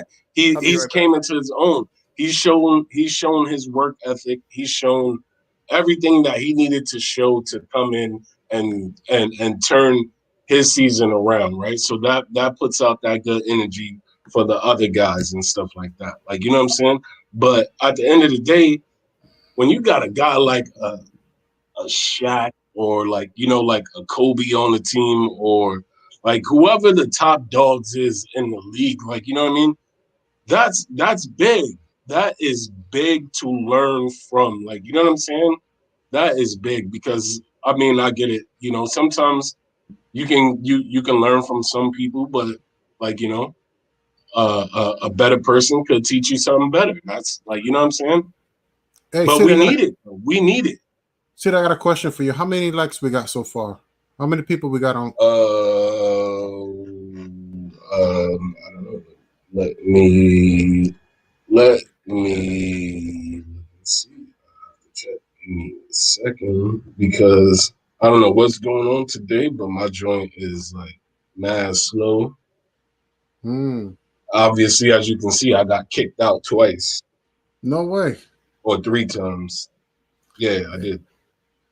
So let's remind people if they like the content, you know, hit the like button and thank you for stopping by and all that good stuff. So let's see. Yeah, we got 77 in the building. If I'm wrong, we got 33. We got 33 thumbs up. So yo, before y'all step in the building, hit that thumbs up. Get those likes up. Y'all already know what to do, man. Come on. Like, come on. Come on. Don't make me use my funk flex voice. Come on. Let's try to get to 100. Let's try to get to 100 today. Is this that night? Is this that night that we doing that? Because we almost got it. We almost got it there the other night, man. Like, you know what I'm saying? We could do it. It's all right. So what's your guys what's your grade for Leon Rose so far, guys?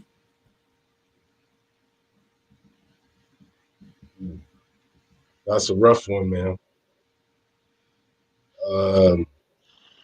I would say, man, it's crazy because we needed. I feel like we needed more than what we got so far. Like, you know what I'm saying? We got Rose, right? We got the new guy, dude that messed up his finger, Pell, and I can't think of the other guy's name. Henson? But Henson, right? Henson? Yeah. Yeah, so, but yet, Pell is hurt, I guess. Like, you know what I'm saying? From the other night. Henson, we haven't seen him play. We haven't seen him contribute. So, like, you know what I'm saying? I really can't, like, you know, I wanted more, but I really can't, I really can't put it out there and say, like, you know, I don't like what he's doing. Like, I don't know. I'm at a loss for words with that. It's been a year so far. I mean, we've seen what we got to look at him so far from the players he drafted to trading for Derrick Rose to free agency signing Burks and Austin Rivers and trading Iggy and trading Austin Rivers, re-signing Alfred Payton, signing Nerlens Noel, re-signing Taj Gibson. Like, we got to at least give it at least I mean, we're April, so he got here last March or last April. I mean, if from last year to this year, what about you, Spree? What about you, Nick G? What do you grade him? Who? Leon Rose? Leon Rose. You go ahead first. I'll get to that. Hold on, let me get to this real quick. Yo, that Beck said, get them likes up, show love. By the way, what do you think of Pell? I think, and I don't know what these guys think, they can follow behind me right after, but I think that guy was totally surprised when he fell on the ground and he looked at his finger and he saw it looked almost like a Z, I think he was in shock. Like, you know what I'm saying? Then he got back to the senses and said, whoa, okay. And then he came back in and blocked 2 shots. So, yo, y'all give y'all take how y'all feel about Pell? We're talking about Pell or Leon Rose? Oh, we was just addressing a super chat that somebody pointed out. Hey, Nick G, you want to talk about Leon Rose or not? And you're on mute, Nick. Nick, you're on mute. Sorry. The super chat was about Pell, so I just want to hit that real quick. So Pell, I like the energy. I always believe every team needs an energy guy. And something about like the way Taj energy is, I love the energy from Theo Penson. And so like we may have a surplus on energy guys, but I don't care. Like let's get the energy up. I don't care. Like they just get guys that want to play and will dive after balls. Pause if you want to pause. But you know, like I want guys to fight. I'm tired of guys that let the ball go out of bounds, that don't want to take the charge, that don't want to get blocks, that don't want to fight for the win, that don't want to cheer their teammates on, like that don't want to pull somebody aside and say, hey, look, let me teach you such and such and such. Like I want guys that's why I mentioned chemistry before. Like when guys are pulling you aside and saying, hey, look, Obi Toppin, I need you to do this. This is what you need to be. This is how you need to look at the game, and it helps them. I just love the energy behind the team. That's why I'm not as bothered. Kind of like how you are, Raphael. I don't feel like not trading for someone was the worst thing in the world. Like some people made it sound like it was like doom and gloom. Mm-hmm. Chicago traded for Vucevic, right? Which is a clear upgrade for them, and lost 6 games in a row. I like Wendell Carter. That's another conversation for another time, Nick. I wouldn't mind having him. But carry on. I wouldn't mind him either, but at the same time, like Chicago made an upgrade and lost 6 games in a row because they're trying to acclimate someone new. Like imagine if we were to lose 6 games in a row right now. Like sometimes the grass just ain't as green as everyone likes to make it seem. Like there's negatives sometimes. Like then let's say we had traded for Norm Powell or something like that. Is he going to come off the bench behind Burke or Bullock, or is he going to start above them? Like I understand like wanting someone, but I'll tell you something though about Chicago real quick. If they're in the play-ins, watch out. Oh, definitely. I'm not saying that like in the end they'll be dangerous, but still, if we had made a trade and lost 6 in a row, and we seen how people act off of 3 losses or 2 losses, people will like start slitting their wrists. Start hurting themselves in the street. Like Knicks fans, we don't take losses easy, you know? No, you know what? This is the first season. You're right. We're not taking them losses. Yo, we're not for that no more. Yeah, we ain't taking no losses. You're right. Yeah, like we really hurting ourselves, like trying to. When we lose, yo, bro, it's a quiet town. A lot of sad people, a lot of angry people. You're right. Yeah. So I do expect Chicago to bounce back. They won 2 in a row. They already won 2 in a row. I'm not saying that they're gonna be bad going forward, but still, they even have a point guard problem. They really need a defensive point guard, to be honest with you. Yeah, maybe we could give them Alf, and they could give us Thomas Adoransky. Shoot, I'll take. Yeah, I mean, I'll give them some picks and take Kobe White too, but that's another topic. That. I got all kinds of theories for the off season, but I'll save that for the off season. Oh man, Fournier's on COVID protocol. Oh damn, we gotta win that one.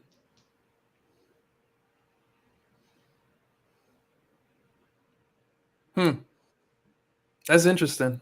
We got to win that one tomorrow. Well, tonight. Anyways, guys, it's getting pretty late. It's only 30. But I got my, I like to listen and watch my games. So right now I got my PlayStation on and it's calling my name. You need an Xbox, man. I'm an Xbox guy, but I missed out on a lot of PlayStation games. So now I'm playing the PS3 because I was an Xbox 360, and then I'm gonna get the Xbox X. But then one of my best friends gave me his PS3 because he has a PS4. I was like, I'll take it. I never played PlayStation like that. But then I got with like 50 games. So now I'm playing these games. I'm like, man, this is a dope game. So that's one of those things, man. I get to this COVID season lets me get in the panel, talk Knicks, and also lets me play video game. Hey, C-Mac, let me my PlayStation in. I'm gonna show you right now. So that's my whole thing, man. I want to have a PlayStation. I like talking my Knicks stuff, but I also want to talk video games a little bit too, and maybe I do a combination. I don't know because Hey, they're asking you what's your Are you talking 2K? network? Yeah, I'm gonna respond to it because let me respond to C-Mac right now. Hey Andre, for the record, PlayStation 3 in the end did outsell the Xbox 360. Yeah, I'm a 360 guy. Little I'm a 360 guy because that's why I used to play my Street Fighter at 360. But bro, I'm all about SCOD, man. All about SCOD. Oh, bro, I'm trying to get into Call of Duty. That's another thing I'm trying to get. But I like my fighting games, man. I like my yeah. Guys, it was okay. Go ahead, carry on, Nick. Yeah. I've been playing Division 2 for some reason. It's been getting me. What division? What's that? Division 2 is kind of like a cross between Gears of War and like Call of Duty. I mean, it's a cross and a little bit of Grand Theft Auto in there, or something like it's along those lines. So I've been just showing off some cards. Yeah, you got too many cards, man. I was like, are you trying to sell them? No, man. Somebody asked me in the chat if I was a collector, so I was just showing off a few of my favorites. But this is an NBA patch, Spreewell's NBA logo. I also got Spreewell and Houston's All-Star jersey, numbered out of 25, is one of my favorite cards. But I do collect only Spreewell and Houston cards. But I do have some doubles. I will sell those. But other than that, I've been collecting those guys for years. Nice.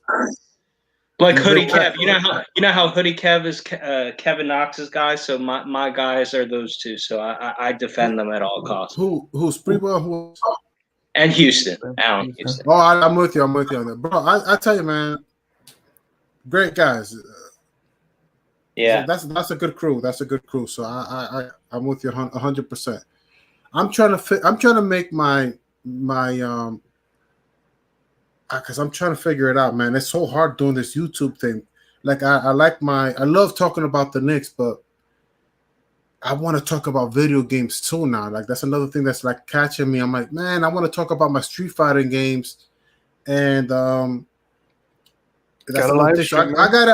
So I gotta figure out like my user, and I want people to find me. I want to compete, So I want to get into having my YouTube name same as my PlayStation Network game. I think maybe it doesn't have to be, but like I want to talk. I want to make a video sometimes about the Knicks and sometimes about some Street Fighter. So why don't you do like a Twitch?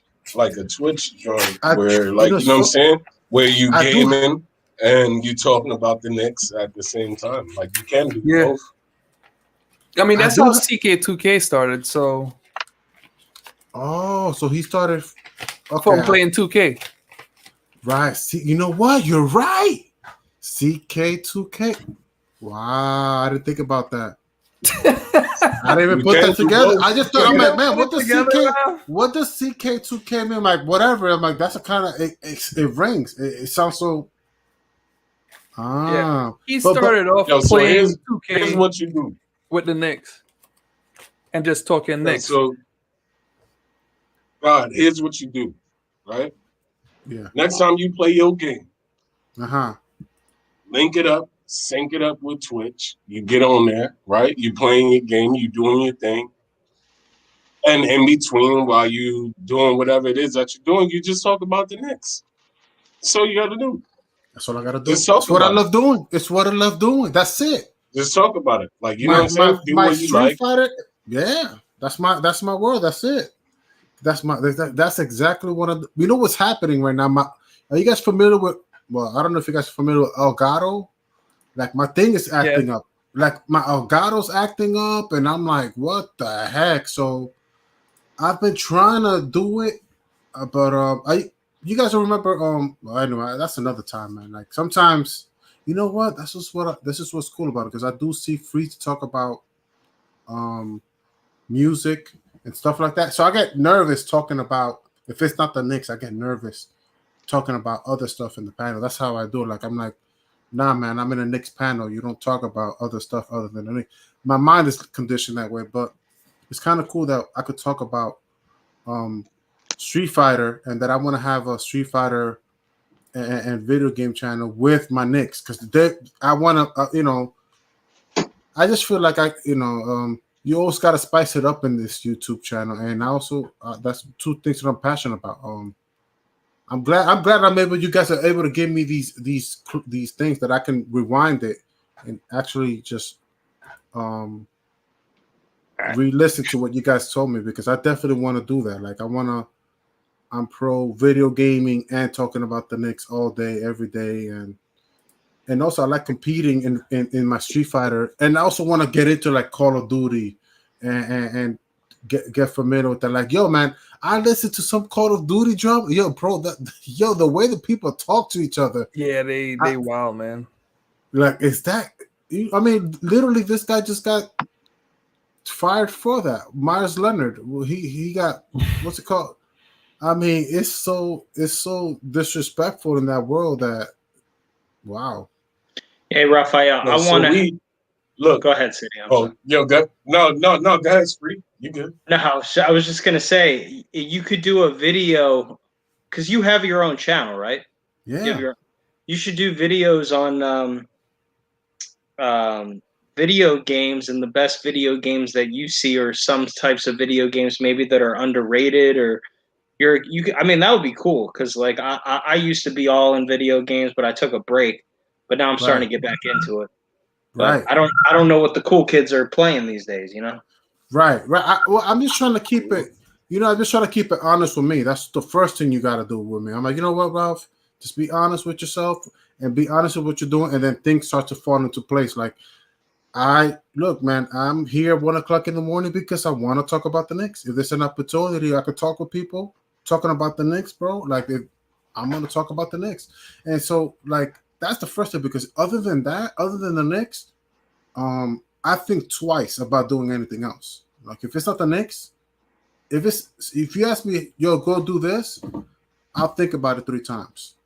And I'm like, do I really want to do that? Do I really want to do that?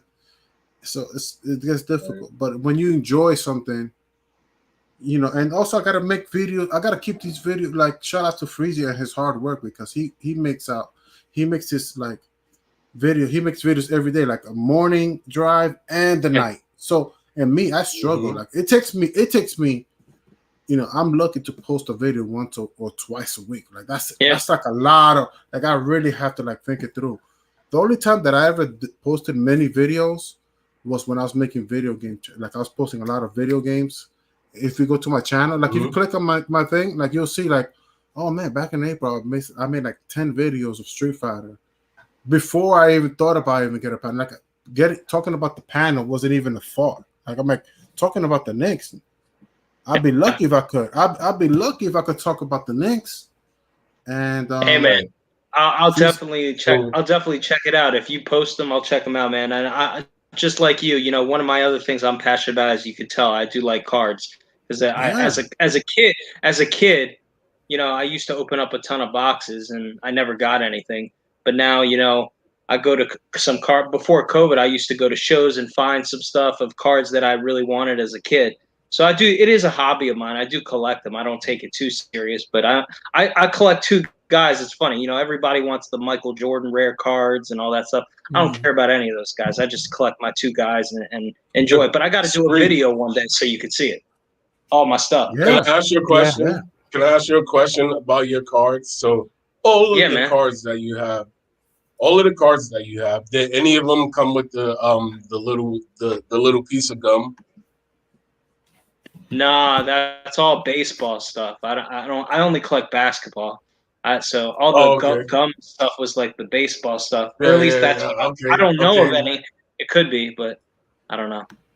Right. No, I was just asking, like, you know what I'm saying? Because look, I got a few. If we want to just real quick, if we want to talk about cards and stuff, I got a few Marvel cards, like, you know what I'm saying, from way back, like, you know what I'm saying, way back. Yeah. But, so we talked about those first 6 games, right, coming up. Did y'all see the schedule for the next 6 games? After that? After that, no. It's brutal. Ooh. Brutal. Ooh. So those next 6, we got the Pelicans, the Hornets, the Hawks, the Raptors, the Suns, and I would say I can't remember after that. But that's not as brutal as I thought. Okay. I was thinking of later when we got the Clippers on the road, the Lakers on the road. No, that's not bad. Okay. But it's still rough because we it is rough, a couple of those teams that we're playing are, like, you know what I'm saying, teams that are probably going to be smack dead in the mix with us. Yeah. Like, you know what I'm saying? And we're going to revert back to that. Those are must-win games. Every game is tough, man. I take it one day at a time. With this team, you know, we lose one, we win one. I mean, the schedule gets very rough after, I think, those next 6 games you're talking about, but I can't even look that far ahead. I know we got to do it because we got to be entertaining for the audience, but I'm so focused on tomorrow's game. I just got to find a way to win. Yeah.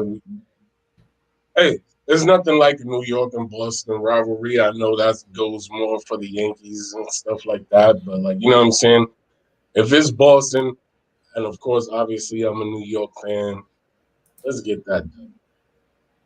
You know what I'm saying? Guys, man, like, come on. I need to head out, guys. I'm gonna listen to you guys, but my PlayStation is calling me, man. I'm gonna head out, guys. What are you gonna play? What are you gonna play? What are you playing? I'm gonna play this game called. Man, I'm telling you, man, I missed out on a lot of games for PlayStation, man. So you can see. I don't know if you see the screen, right? But it's back over there. And when you play, do you play online again? You play online against? I like playing online. I love playing online, man. When I had the Xbox, I like playing online. But right now, I'm playing this game called Mod Nation Racers. Oh, hold up, hold up. Did I just see what I think I saw? Did I see King Aladdin in the chats? Salute. Man that was talking about he was under the weather with the COVID. Did I just see this guy in the chats? Or am I bugging? I can't find it now. Let me see. Give me a second real quick. Yeah. Yeah, it does say King Aladdin is currently in serious condition with COVID. Oh, man. Prayers with you. Yeah, man. I know. That's what I'm saying. I've been rooting for the guy. That's what I'm saying. I saw something that said it, but I thought I actually saw him down there in the chats. I was about to go berserk right now. Like, yo, bro. But I'm going to still go berserk just because I have to. Because you're fighting that monster. Keep at it, King Aladdin. Oh, man. Keep at it. I'm gonna catch up with. I mean, I guess you guys don't I mean, it's not cool for me not to pay. You know what? Maybe I could turn the screen off, but I think I just sign off. And if I want to come back, I'll come back. But let me pay attention All right, to man. this. I'll see you guys tomorrow, guys. Take Peace it easy, out. man. All right. Definitely. Take it easy, Raf. Man, I was about, oh man, y'all have no idea, I was about to fly through the roof right now. Like, you know what I'm saying? Y'all was about to see some old school, y'all was about to see some old school thing where I jump up and you just start seeing pieces fall down. Like, you know what I'm saying? From the roof, just because, like, I saw that. Like, you know what I'm saying? Because I've been rooting Yeah. for my dude, man, like, the last couple of days, man. Like, so Yeah, big it's up, tough. big up to that man. Like, you know what I The mean? the one keep thing fighting I can everything say is inside. like COVID treatment has come a long way, and Mm-hmm. like if he gets the antibodies or qualifies to get antibodies, man, then I think it'll be a quick recovery because we've been having like a lot of success with that at my hospital. And look, man, I would always say get vaccinated. I mean, I have my problems with being vaccinated.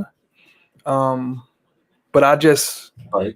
it's tough. I don't know what to tell people nowadays. It's just try to stay safe, man. Just try to stay safe. Yeah, I got the Pfizer vaccine today. Really. Yeah, Do man. you feel any symptoms? No, I feel okay. I'm a little soreness, but it is what it is. I mean, like you, I say get the vaccine. If you can get it, get it. Yeah. Is that the I know some double? people say, Is that the double one? yeah, it's not Is the that one shot okay? one. Multiple Because doses. like Johnson and Johnson, right? Yeah, Is that's the the single one. shot, right? Mm-hmm.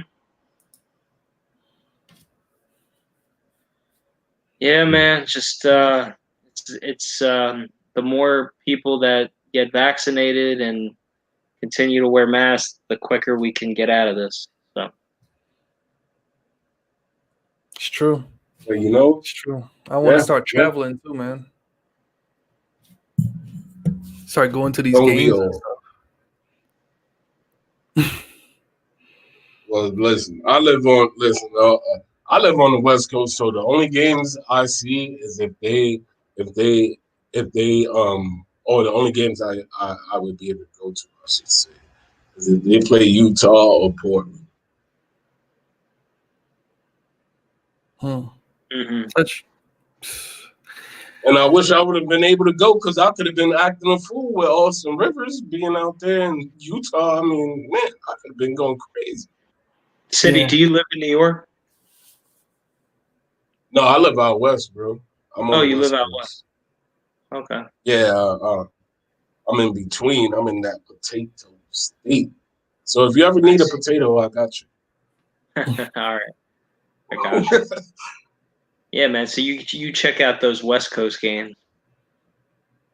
No, I mean I watch every game, obviously, but like you know what I'm saying. I mean, as far as for me being able to go to, that's only a couple of hours away.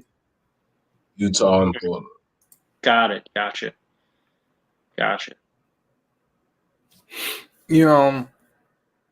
So with Fournier being out, just to recap on some things for tomorrow's game. Fournier's out. Boston is kind of like in disarray right now. Are we gonna like seriously?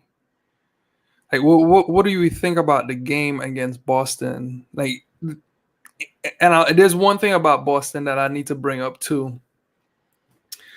Brad Stevens. A lot of people say Tibbs is a stubborn coach, right? But Brad Stevens, even though against certain teams, zone works, has never committed to zone. You play zone against Giannis and you knock Giannis' game off. He won't do it. Play zone against the Knicks, you'll knock the Knicks off their game. He won't do it.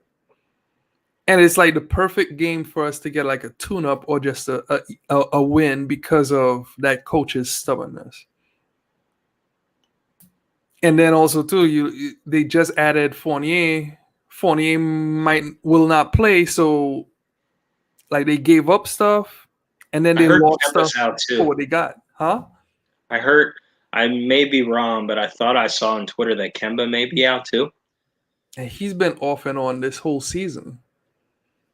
Yeah, so I don't know. Well, I can't even. You see, this is what's messed up, man. Because I was about to say it won't even matter about him, but like, you know what I'm saying. At the same time, it's like it matters about everybody because our team sometimes the least less guy that you expect to go off goes off. Like, you know what I'm saying? So Yeah, yeah. Like well, they don't have Wanamaker. They what is it? Pritchard, I think is the guy.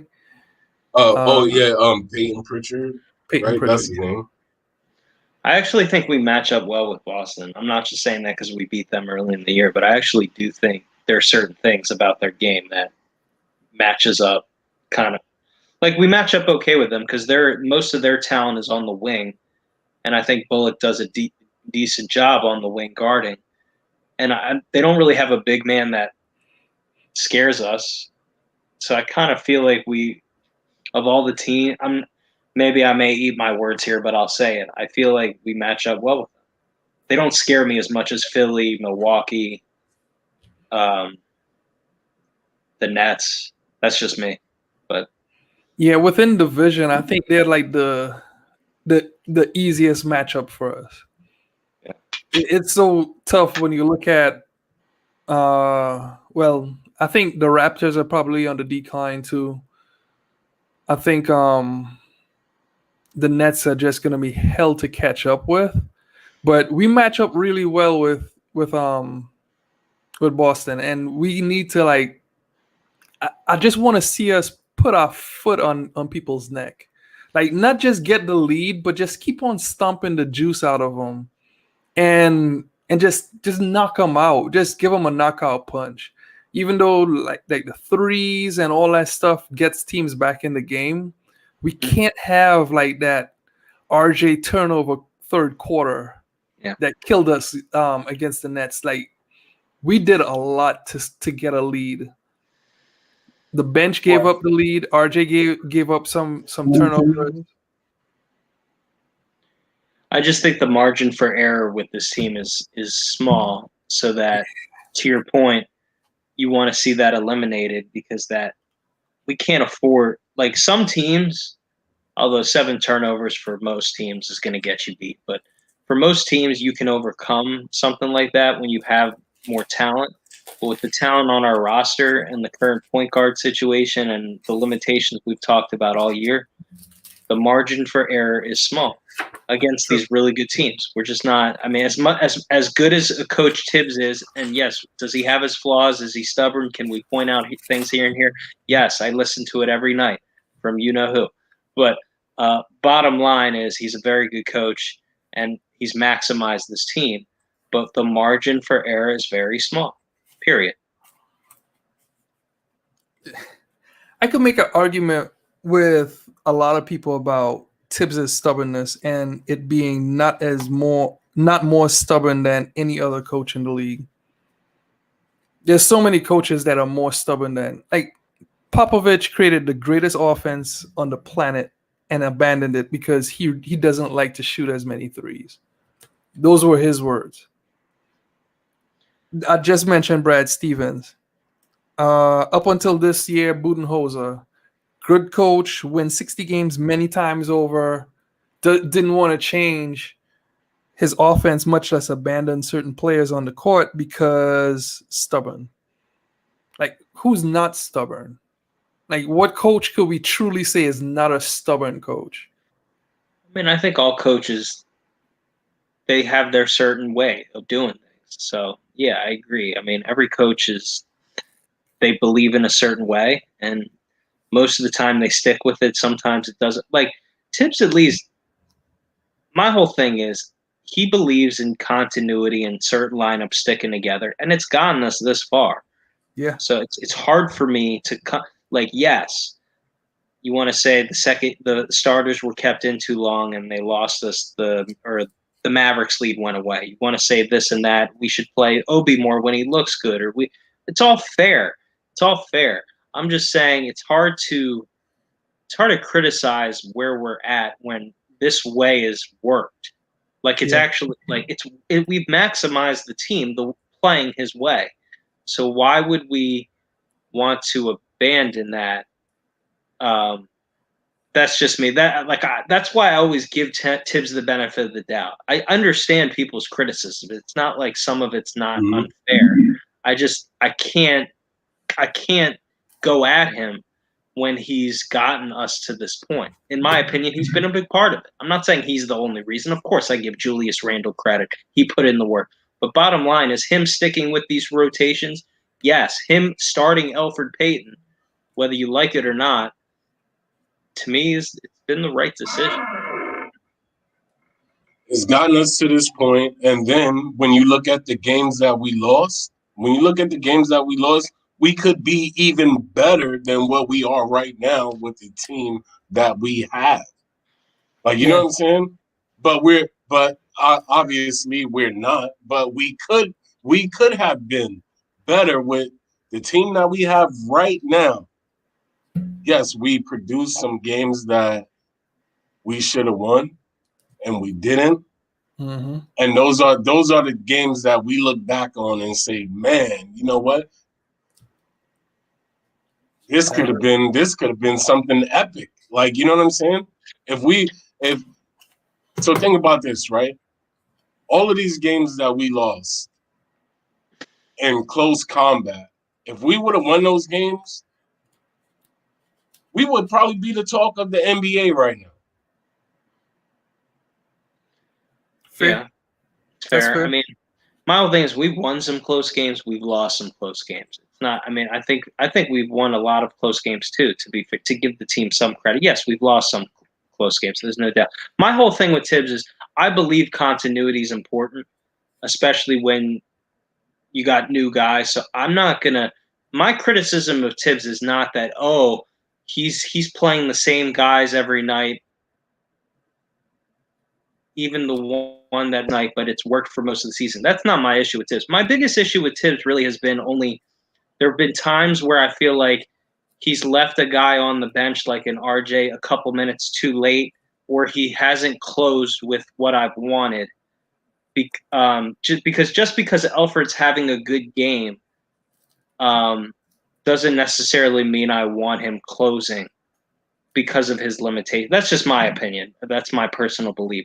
The closing part of it is my only kind of gripe. Sometimes it's not. It's most of the time I feel like Tibbs has been fair and played the guys that he feels are the ones that deserve to close. But there have been a few times where I've questioned some stuff. But overall, I can't really. Tibbs understands me as a person for the most part. I would say 93% of the time, he knows what I want, so I can't criticize. He's making decisions specifically for Sprewell. Yeah, I mean, because he's a defensive guy. He gets them to defend. And we're playing – this is the way we have on offense to maximize the team.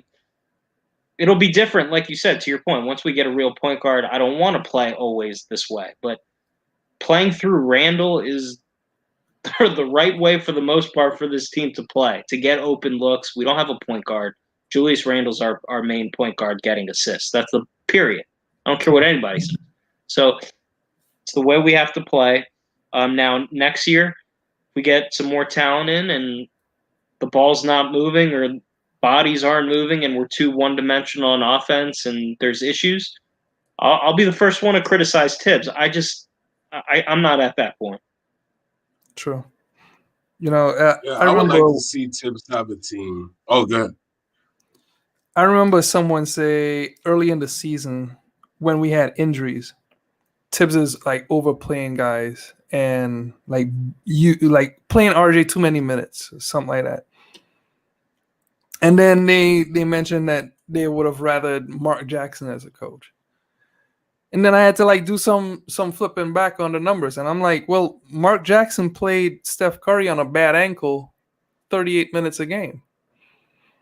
Then you start diving into more stuff. Like when we had guys that were hurt, he's overplayed guys for minutes.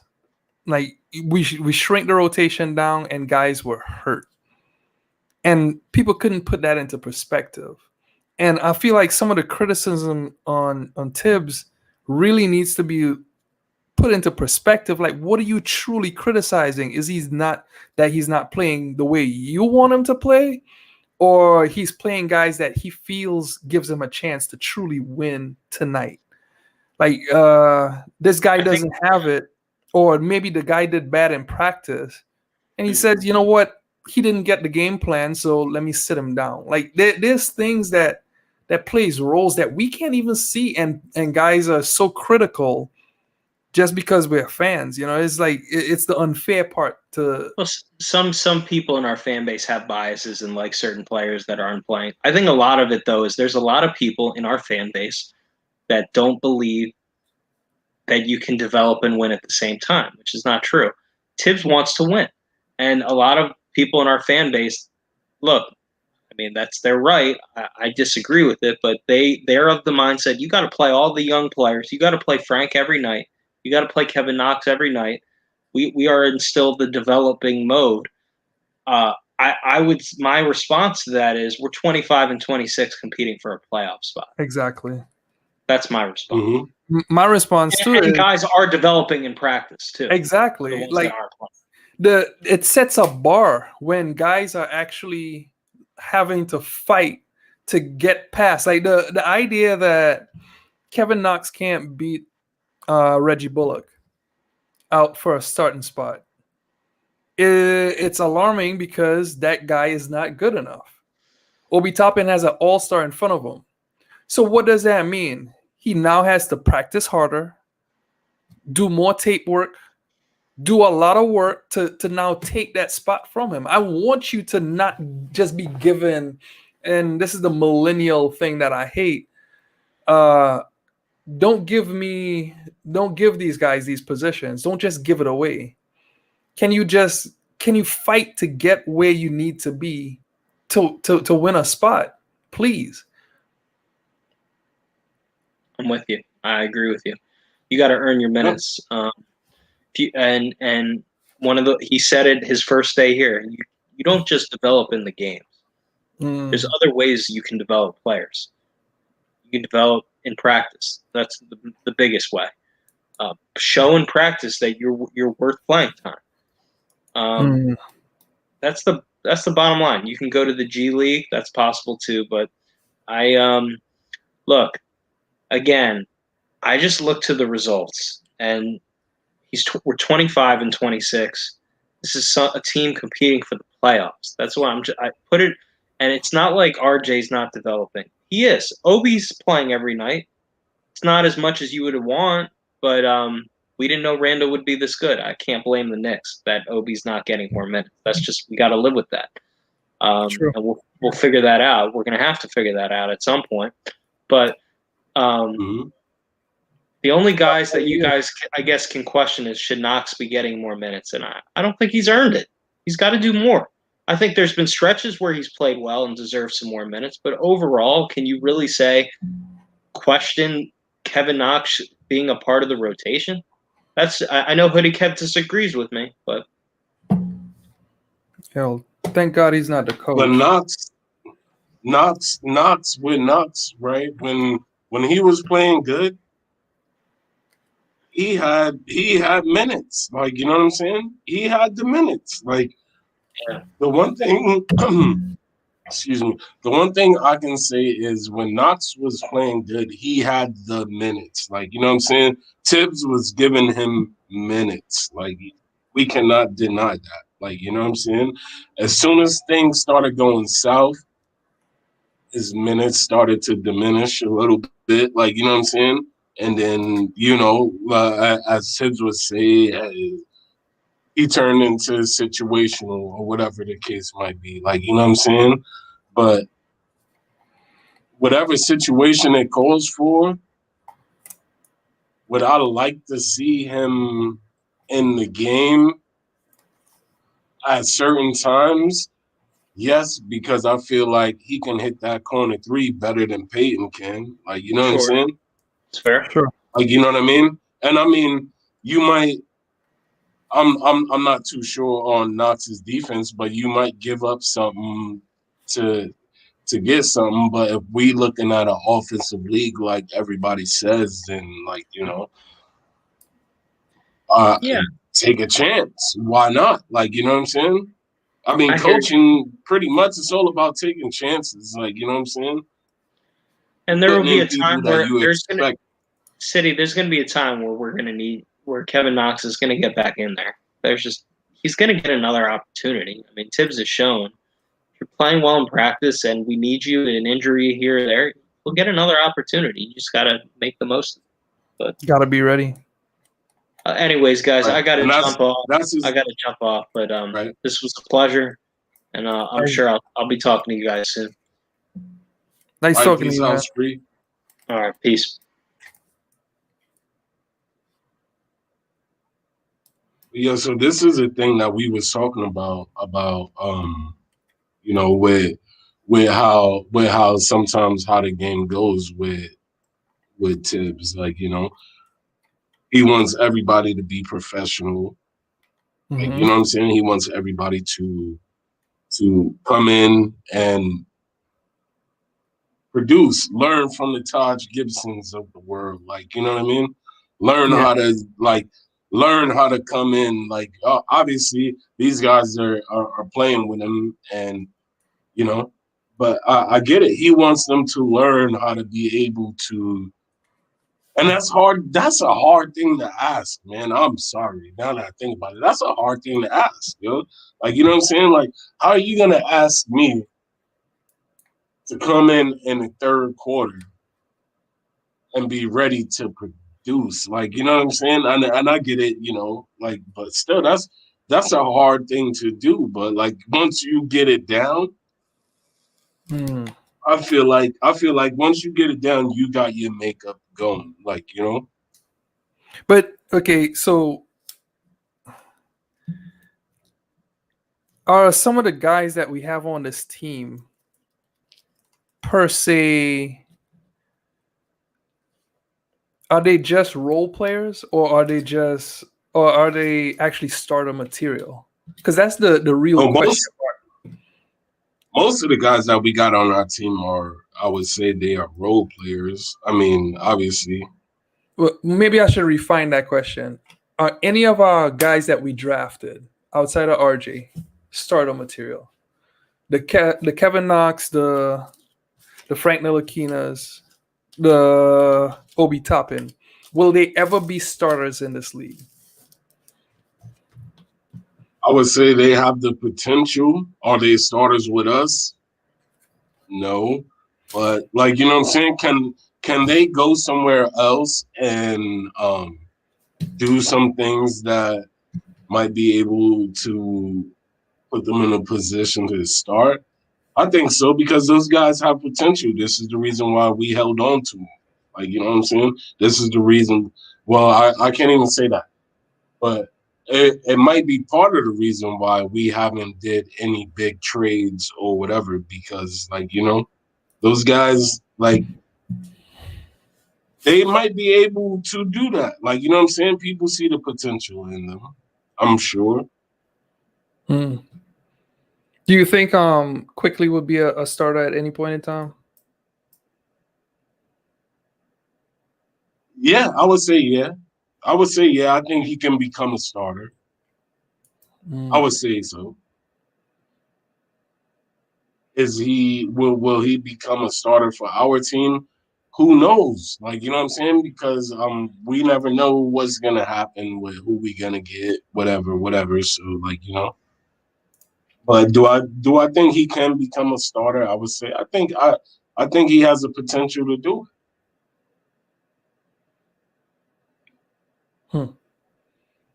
And I don't you don't think he does? You don't think he has the you don't think he has the potential to be a starter?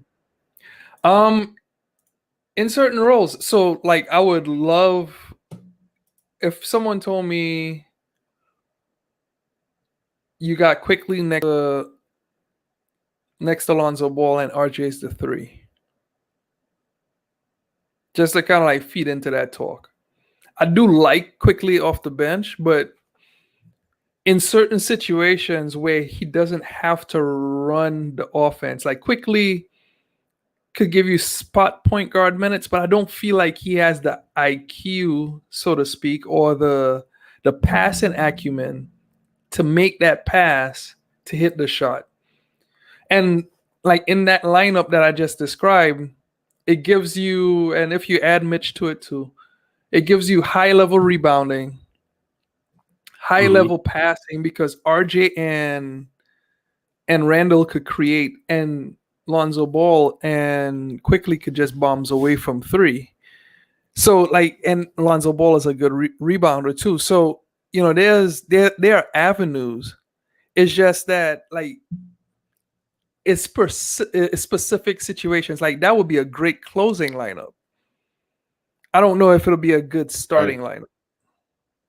Right. But so I would say this, right? If you look at a guy like Quickly and people can say, "Oh, I can see him becoming like a six man," then you can see him becoming a starter. Like, you know what I'm saying? Because Yeah, a yeah, six man is potentially a starter. Like, you know what I mean? Like, yeah, well, if a starter goes out, then yes, your six man can come off the bench and start. Like, you know what I mean? But if we want to talk about what he's going to produce as far as being a starter, I couldn't even, I don't even want to get into that. I couldn't even tell you, bro, because that's like, you know what I'm saying? That's beyond, that's, that's above my level. But what I would say too, like I just said, like if people look at him as being a six man, then yes, you could look at him as potentially being a starter. Potentially. Not saying like you know what I'm saying. Not saying yeah, he yeah. should be the man. He should be the guy that starts. I'm just saying potentially, if we look at him in that six man role, he could potentially become a starter for a team or our team or whatever any other team, depending on what they got going on. Definitely, definitely. Hmm. Um. So yeah, go ahead, bro.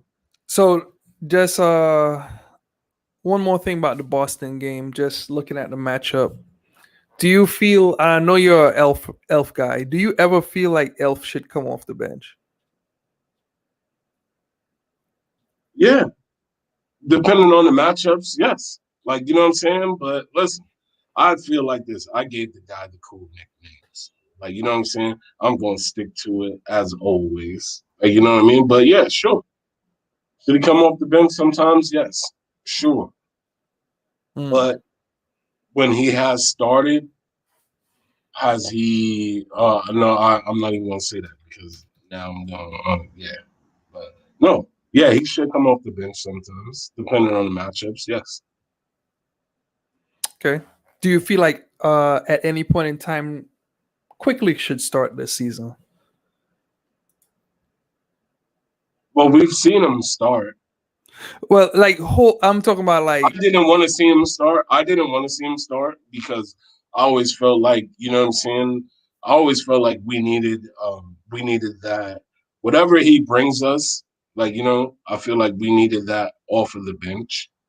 okay. Hmm. So I don't think he should be our definite starter just because we talking about although okay, I get it. A lot of people know, a lot of people think he's garbage, Alpha Payton's garbage, whatever, whatever. Hmm. But this guy understands certain people's skill sets. Like, you know what I'm saying? Yeah. Because he's been in the league for a minute. Like, you know what I mean? So he understands certain people, what to do on defense, whatever, whatever. Quickly doesn't have that yet.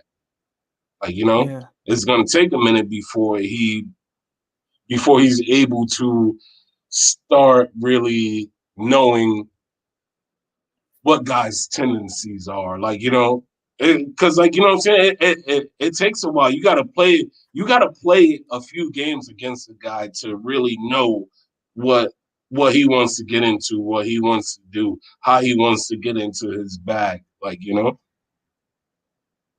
Hmm. It, I actually feel like they should just start IQ, and I'll tell you why. I feel like Kind of like when, I won't say that. When Alec Burke is cooking, it's hard for Hmm. IQ to cook too. And I feel like there should be some type of separation between the two. I just don't see where long term that makes sense. Like the Alec Burke quickly dynamic. Like once Alec Burke is cooking, man, like, and don't get me wrong, now Derrick Rose is making less passes, or like that rookie Walls man child is referring to.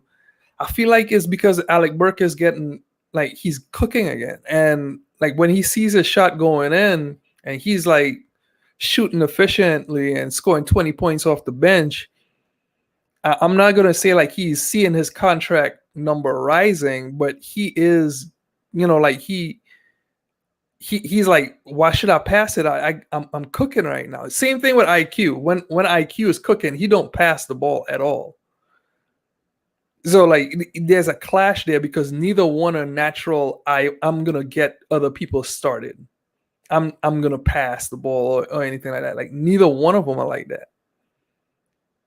And I feel like you got to Right. separate the two. Even Derrick Rose, once he starts cooking, like that last game, I truly blame a little bit of Derrick Rose because Derrick Rose did not have it going. He kept on taking shots, and like his misses were in and out, bad misses, and we needed him to continue going, and or get other guys going because like once his shot wasn't falling, he didn't turn into, okay, I'm gonna pass it now and try to make the good play. He didn't try to get Alec Burke going because Alec Burke had his first bad game in a long time. Alec Burke should have been given the ball or set up better. IQ could have been set up more as Derrick Rose has done in the past and get him going, invigorate the offense because we could have used some of IQ's threes. Derrick Rose threes, I'm not as confident in those as much as IQ. Right. Well, yeah, it's like this team, man. This team is it's always up and down. Like you know what I'm saying. Like we can point out players and stuff like that, but it's always up and down. Whichever player that we point out, they're they're always up and down. There's not really no real legit like consistency outside of Orange Julius. True. I mean RJ too. Like I mean, in a total wise, all in all, we got guys that do play consistent defense and stuff like that too. Like don't I'm not trying to get it twisted. I'm not only looking on the offensive side of the ball. I'm just like it's just I don't know. This team, man, it's weird. And look, even in that too, like Randall had some Ole defense, where he let guys go by, and it could have been better. So to me, I just feel like ultimately it boiled down to RJ, Rose, and Randall, the three R's, and they killed us. And they didn't like RJ fixed his game. He started hit shots in the fourth quarter, but by that time we already lost the lead. Randall, he had some hot head moments. He allowed people to get by him. Of course, he wasn't trying to get fouled either, but I'd rather him foul someone and make it hard at the rim and make guys think about going to the rim, instead of just like, okay, you could go by. Yeah, no, yeah, no. I feel you. I'm with you.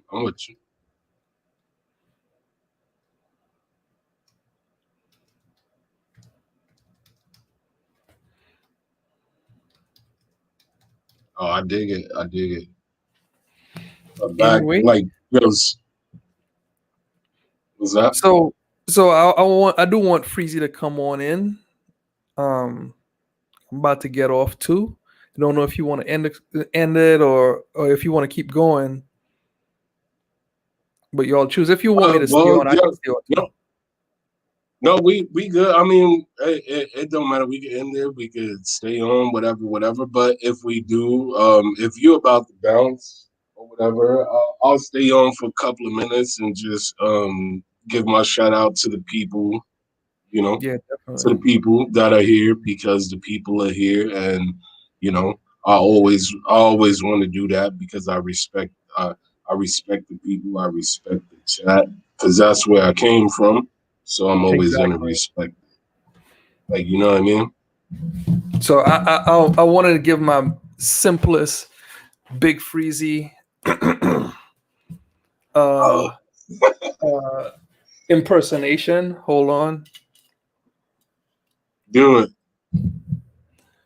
Man-child is in the building. I think that's kind of like the Rev from Coming to America. But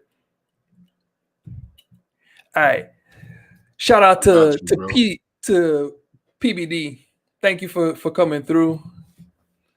Good Lord, yo Elvis, thank you for coming through. Salute, my brother. Far too smart. That actually looks like fart, but all right, far too smart. Shout out to Far Too Smart. Thank you for coming through. CD Mac, Anthony D. Shout out. Boost Mobile, still the cheapest plan in the game. Salute. Brad Johnson, keep on fighting that COVID. Get these antibodies. Shout out. Who we got? Gregory Castillo is in the building. Shout out. Thank you for coming through. Well, City for real, you're right next to me. All right, JB Boogie, 2K on PC. How dare you say that? Oh no. Shout out though. Shout out. Who else? Get them thumbs up. Get them Yo, thumbs up. far too smart. He said he Yo, changing fart, his name. man. Yo, fart, man. You can't be saying that, man. Fart OOs, man. Fart OOs. Yeah, you got to change that name. Seriously, man. All right, Donald Cannon. It sounds like Donald Trump. In He's the in the building. building. Come on through. Who else? Not bad. Ha. And sexy chocolate. Sexy chocolate. What's good? We in the building. What's What's going on? good? What's going Yo, on? What's good? We in the building. Yo, y'all get those likes up again, man. Y'all know what it is, man. It's the Knicks at shout out Night to podcast. Mocha Holding it Latte, down for y'all. a Yeah. la chocolate, Yohimbe, whatever. Shout out to Freezy and the family. Oh my God, Freezy when he. He probably gonna wake up and be like, yo, what y'all doing, man? Yeah, Is this like what we right now, doing? Freezy got like so much allergy juice inside his body. He's like sleeping like Big Bird. He gonna get on the morning drive and be like, yo, how y'all doing? Exactly. Yeah. Everybody good? Everybody good? How y'all doing? Everybody good? Y'all okay? Okay. I see Okay. y'all. I see y'all. And then he Y'all start having a going, good morning? such and such is in the building. Yeah. You already know, man. Let me get them thumbs. Let me get them thumbs for who wants to do the roll call. Shabuya, I love the shabuya, roll call. I love the It's in freezing the energy. building. Yeah, there we go. We got he popped in for a second. I thought you was going to come on. Yeah, I thought so too. I was like, oh, yeah, he popped in. I was like, oh, okay, he about to shut us down. Yo, Elvis, I see you, bro. Yo. Oh my God. That That Beck. I see you. Yo, Zion what Beck does in that the Beck mean? building. What does the In Beck the mean? building. Is it the Becky? Um, Yeah, like the Beck, the what does that mean? oh, remember the Icky Shuffle? It's the Becky Shuffle, I guess. The Becky Shuffle. Okay. It's the I thought it Becky was something Shuffle. about like good hair or something. I didn't know.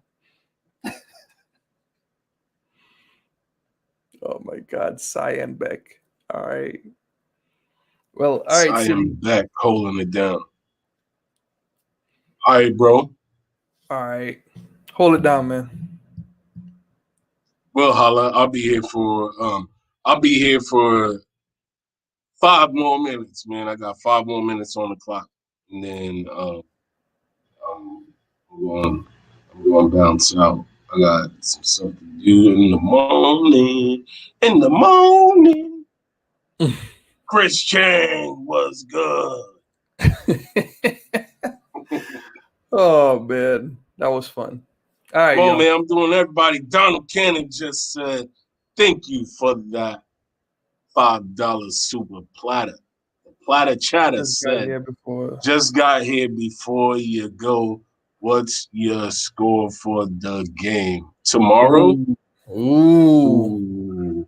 Okay. Ooh. I'll say Knicks win 106 to 102.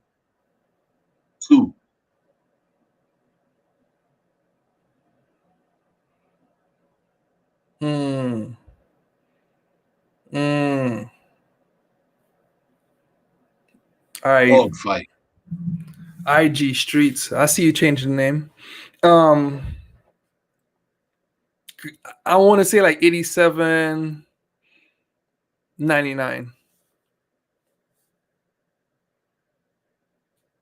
I think that's solid. 87.99. That's solid.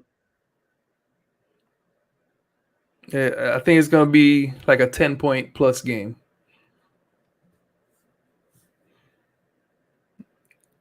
Yeah, that's solid. I can't complain. We talking about the Boston, Mr. Change Your Name. Talking about the Boston game. Exactly. Come Jeez. on. You gotta read, man. Come on. First you had the poopy butthole name. Now you coming through with the Come with the disappointed on. face. Come on, man. Yeah, it's That's gonna be what a I said. low We need to scoring get game him. because Boston defense hasn't like they got two good defensive players. So I actually expect RJ to have a bad game. This is gonna be a bad game for RJ. But it's gonna be a good game for Randall. Like Randall is gonna cook. I think Elf Yeah. is gonna get into the lane. I bet you Elf is gonna actually put up 20 points. Think so? There's another 20-point game for Elf. Yeah, I think so. Like it he gets to the rim, and Boston doesn't have any bigs to deter him specifically from the rim. RJ, on the other hand, he's gonna have wings against him. And all we need is just to constantly put like yes, you know what bothered me about the Nets game? Kyrie Irving trying to guard Julius Randle. And Julius didn't cook him. Like Julius should have had should have been like Red Lobster. It should have been it should have been like number 11 on the menu.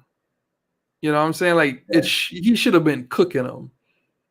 But it's not like he didn't really play him like that many times. Like, you know what I'm saying? I mean, he had his chances where he could have cooked them, but Yeah. And I just feel like it wasn't like it was a consistent thing. but you see, like, okay, like you go back to Phil Jackson's theory of 3 points the hard way, right? Like one way to slow down Kyrie Irving was to get him into foul trouble. So I wanted him to cook him just so he could try to get fouls on Kyrie Irving.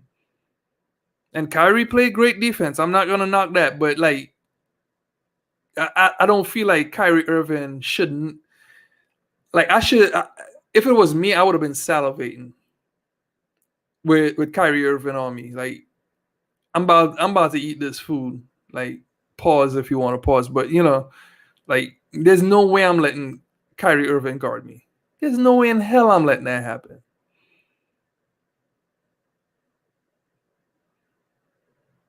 I don't know, man. Like, I'm not saying that Julius wanted to. In a way, it was a duel between the two, but Julius, like, I'm talking about get him into foul trouble. He passed out of it way too many times. I wanted him to just like back that little mouse in the house down, and just get fouls. Put him in offensive jail. Clear out. Everybody go to the other side. 4 men stacked up on the other side, and let me back down Kyrie. Straight up. Either that or give me them 2 points.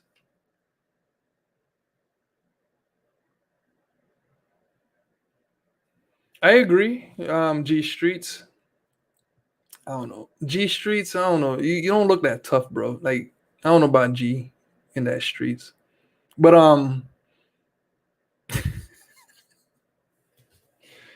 yeah. Anyway, I did say I was getting off. City, hold it down.